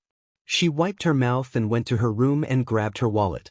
She looked at Mio, who was basking in the sun, and patted the fluffy creature. She took one last glance to the mirror and scowled, wiping her mouth again as she went downstairs. She peeked her head into the dining room. Can I go to the mall? Sakura glanced over at her and nodded in approval. Sure. Don't spend recklessly now. She called as she headed towards the door. Have a good time, Lucky. Her grandmother called. Nanami didn't respond as she left the house. Nanami furiously yanked her hair as she tried to calm herself down. She needed some food, real food. She looked at the sky and debated on what to eat. She rubbed her now raw throat and sighed. Soba, she decided as she spotted a well-known shop. She stood in front of the shop as she tried to come up with a strategy in regards to her grandmother. Maybe Izukin will let me stay with him, she thought as she paid no mind to how long she had been standing there. Hey, brat, are you going in or not? An aggressive voice called from behind her. Nanami scowled and turned around, glaring at them. Just go around me dash. She tensed at the sight of the larger, older high schooler before her. Oh boy. She muttered. Hey, I know you. You're that girl that got muddy water dumped all over my brother. Yoshino. The brute growled, zooming in on her. He grabbed her arm when she tried to get out of his way. Nah. We gotta have a little talk. Nanami whimpered as she tried to remove his arm. She glared up at him weakly. Ugh, Kashino-senpai. I'm sure your brother wouldn't want you fighting his battles for him. So why don't you just let me go, and we go our separate ways, huh? Older Kashino scoffed and began dragging her away. Nanami felt her heartbeat speed up as she desperately looked around. Either no one noticed the interaction or no one cared enough to help. She bit her bottom lip and closed her eyes. I want to be a hero. I won't rely on civilians. She glared up at the back of his head. Putting her other hand on his wrist, she began to pour her misfortune into him. She glared at her captor and waited. Maybe 3-4 minutes later, a flower pot dropped in front of him. Kashino stepped back at the last second, and Nanami took the opportunity to kick the back of his knee. He bent backward and loosened his grip enough for her to yank her hand out of his. You little runt. He turned around and lunged for her. Nanami shrieked and jumped back before running away, diving into the soba restaurant where the confrontation started. She immediately smacked into a firm body. She held her nose grunting, before looking up and being greeted by a familiar face. Yoshino? Nanami's eyes widened. Todoroki-kun. Hi. Dash. She looked behind her and her eyes widened. Excuse me. She ran past him, ducking and weaving around people and bolted into the women's restroom. Kashino stormed and growling. Where is that little freak? He demanded. He spotted her just as she had entered and growled, banging on the door. Get the hell out here, you coward. I know that flower pot almost falling on me was your fault. Nanami covered her mouth, trying to remain silent in hopes he'll give up and go away. Crap, what do I do? I left my phone at home, I need to call my dad. Shift POV. Todoroki scowled as he watched the stranger bang on the lady's door. He didn't seem to care about the scene he was causing. He huffed and walked over to him, putting his hand on the brute's shoulder. He turned around. What the fuck do you want dash? He shrieked as his shoulder was suddenly frozen. Get out now before I freeze the rest of you until the police come. He switched hands with a tightened grip, heating the ice until it melted. Don't let me catch you harassing her again. The brute's eyes widened as he stared at Todoroki. He slapped his hand off and glared. This isn't over. He growled as he stalked out of the restaurant. Todoroki sighed and knocked on the door softly. Yoshino? He's gone now, you can come out now. He stepped back as the timid girl peeked out of the door. She glanced around to see that several concerned bystanders stared at her. She hesitated and came out, keeping her head lowered. Does that guy bother you often? Nanami kept her head down, shaking her head as she rubbed her sleeve against her eyes, wiping away tears before they fell. His brother used to bully me in middle school. I haven't seen either of them for a couple of months, so I didn't know what to do when I saw him. She tugged on her hair and sighed heavily. Thank you for helping me. Todoroki frowned as he watched her tug on her hair. It didn't look like a healthy habit. Do you want me to buy you some soba? He asked, motioning to a table. You can sit with me for a while in case that guy comes back. Nanami looked back at the door, before sighing softly and nodding. Okay. Shift POV. Nanami slurped her soba, sighing with satisfaction at the gentle flavor. Thanks, Todoroki. She looked up from her basket and tensed at the strong stare the boy was giving her. Are you okay? He asked quietly. Your face is paler than normal. He lifted a noodle and looked at it. Your face kind of reminds me of the noodles. Nanami's eye twitched. What? Realizing that what he said wasn't exactly flattering, he tried again. That's not quite right, are you sick? She hesitated, remembering what her grandmother had done just an hour ago. I just have an upset stomach. She looked away from his gaze. What about you? You're incredibly angsty for a boy your age. She admitted. The first time I met you I couldn't help but worry about you. She hesitated, taking a bite of her soba as she considered how to proceed. I'll tell you my story if you tell me yours. She offered half-heartedly. She didn't expect the icy hot boy to agree. I know we aren't friends, but you've been concerned since you met me? The boy repeated. Nanami smiled sheepishly. Sorry if that's weird. It's just that when I met you and your dad, the look in your eyes, both of you. She looked at her companion awkwardly. It made me wonder if you were safe with him. She covered her left eye. Especially when I look at that. Is he responsible for that scar on your eye? She paused. You aren't obligated to tell me, of course, if it's a painful memory. Todoroki stared at her blankly, unsure what to make of the girl's perceptiveness. Nanami squirmed under his intense gaze and proceeded to eat her noodles, awkwardly dipping them into soy sauce. The silence between the teens was surprisingly comfortable as they seemed to be weighing out their options. Fine. Todoroki sighed. Nanami stopped mid-slurp to look at him with confused eyes. Huh. She finished her mouthful. Will it be fine if I don't tell you the whole thing? Nanami sweat dropped and set her chopsticks down. I won't force you to say more than you're comfortable with. We haven't known each other long after all. Todoroki set his chopsticks down as he finished his food. Is it fine if we go somewhere more private? Nanami nodded, getting up after he paid the bill. As they exited, he looked around, searching for, she assumed, Kishino's brother. After a moment of confirmation, he grabbed onto her hand and led her through the crowd. He didn't say anything as they walked. Meanwhile, Nanami was trying to control her heart rate as she looked at his strong back as they walked. Why do I keep ending up holding his hand? I guess he knows my quirk could get me swept away in this crowd? She yelped as she was brought closer to him as the crowd got denser. Her cheeks flushed pink as his grip got tighter. He pulled her into an alley. This is a shortcut, but it might be kind of tight for you. He muttered as he walked. Where are we going? She asked, stumbling slightly over some litter. It's not far from here. It's somewhere quiet that I like to go to when I want to get away from my stupid old man. Soon they had ventured into a wooded area. Todoroki let go of her hand once they had made it deep into the woods. Nanami looked around in curiosity. She was amazed at the large trees. She had seen the woods many times but never thought to wander in fear of her quirk causing her to get lost or injured. I'll tell you the minimum of my story, all right? He grumbled, rubbing the back of his neck. And in return, you'll tell me yours. Nanami nodded as he sat down on the grass. Nanami swept under her skirt as she sat beside him. Ever since I could remember, my father trained me as a tool, hoping I would one day topple All Might. He looked at his left hand. My mother was very kind to me at first, but she couldn't handle the abuse he threw at her and me. If I tried to remember her, I could only recall her crying. My father would train me, regardless if I got sick or badly injured myself. He would hit my mother if she tried to stop him. Nanami frowned. She found herself tugging on her hair, feeling anxious for her classmate. Other than that, she made no sudden movements.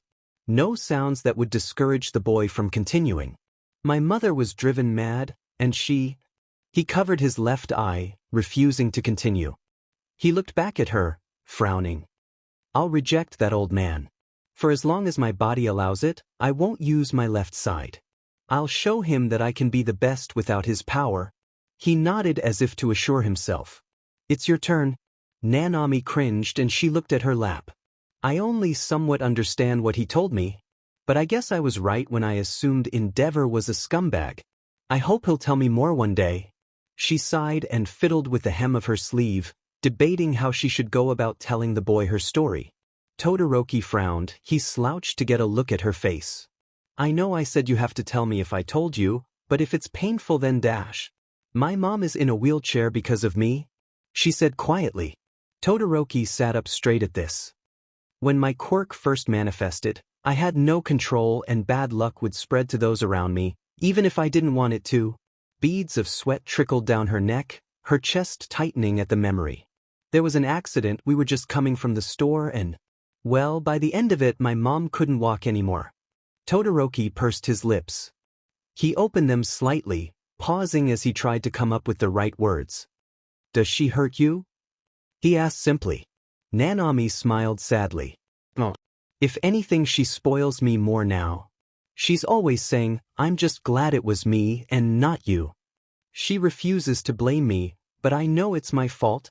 She turned to him, her eyes softening. It's my grandmother that's the issue.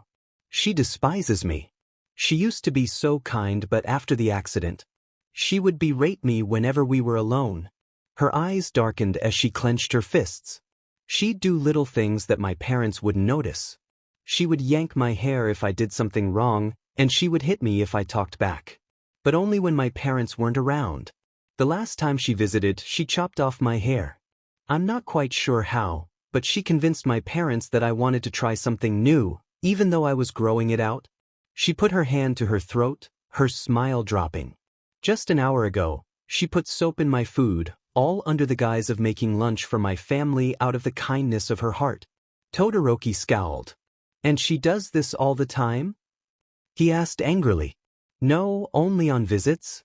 She doesn't live with us, thankfully. She smiled sheepishly. I'm positive she fully blames me for my mother's accident. She looked down, her brows furrowing. I hate her and what she does, but since my parents don't resent me, I feel like I'm just getting what I deserve. Her eyes widened and she laughed nervously. God, I'm sorry, I ended up telling you way more than I intended. He frowned before shaking his head. It's fine. Yoshino, how long will she be staying with you? Nanami rubbed the back of her neck in thought. She should only be here a few more days. She never stays longer than a week. Todoroki frowned and looked around at the trees surrounding them. Do you get lost often because of your quirk? He asked. Nanami hesitated and puffed out her cheek instead of answering. Do you want me to bring you here sometimes when your grandmother visits? Huh? I come here to escape and just be by myself. That way, that damned old man of mine can't bother me. If your grandmother visits you, and you don't feel safe, you can come here or something. He stood up, picking up a stone, and throwing it in a random direction. This place is quiet, the trees are thick, so people don't really come out here. It's a good place. He offered his hand to her. Nanami smiled a little. She took his hand and was pulled up, for once not being lifted off the ground. Yeah, I'd appreciate it. She said quietly. Hey, I won't tell anyone what you told me, so. Can you keep this a secret? Especially from Izuken? I'm worried he might try to get involved. Todoroki looked to the side, before scratching the side of his head. I suppose. It's not my story to tell. He looked at their hands. Think you can follow me? Or do you need me to hold your hands still? Nanami shook her head, smiling. I should be fine. It's about time I got home, I only really went out to eat. She dusted off her skirt and followed him towards the end of the woods. She made a note of any unique features, trying to remember the way here quickly so she didn't have to bother him. She noted the trees with holes in them and the certain flowers that dotted the grass. They walked into the alley, and she made note of the faded graffiti on the walls. They made it into the open sidewalk, and Nanami watched the buildings while trying to keep an eye on her classmate's unique hair to avoid getting lost. She had to speed up to keep up with him in the thickening crowd. Though, it wasn't long until it became too much. Todoroki, help, I'm being swept away. The slightly older teen turned around and was startled to see that the petite girl was literally being swept away by the crowd. He sighed and shuffled through the sea of people and grabbed her hand. He pulled her along, avoiding her gaze lest she sees the mildly amused glint in his eye. Nanami looked at her contacts in her phone, Todoroki's number having been newly added. Her eyes narrowed in realization. I should ask for Jiro-chan's number. For some reason, I only have numbers from boys. If someone saw that, they might think lowly of me. She muttered to herself. She thought back to the dual-quirked boy, frowning as she recalled the information given to her. She desperately wanted to know more but didn't push her boundaries in fear of making him angry with her. There was this strong desire to help him, and she had no idea how she would do it. For now, her goal was simply to become friends with the unfortunate teen, and hopefully, she would become someone he could speak to openly. Nanami listened for any disturbances in her house. Everyone was asleep, including, she hoped, her grandmother. Nanami crept into the halls, approaching the guest room as silently as possible. Her father was out on a late shift, so for what she was going to do, now was the best time to do it. She stood in front of her grandmother's room. She grabbed hold onto the doorknob and began to pour her misfortune into it. Just a little. If I put too much, she'll know it was me, she thought. She stopped after a few seconds and quietly snuck back into her room. She laid down in her bed and closed her eyes. Hopefully, she'll be a bit inconvenienced in the morning.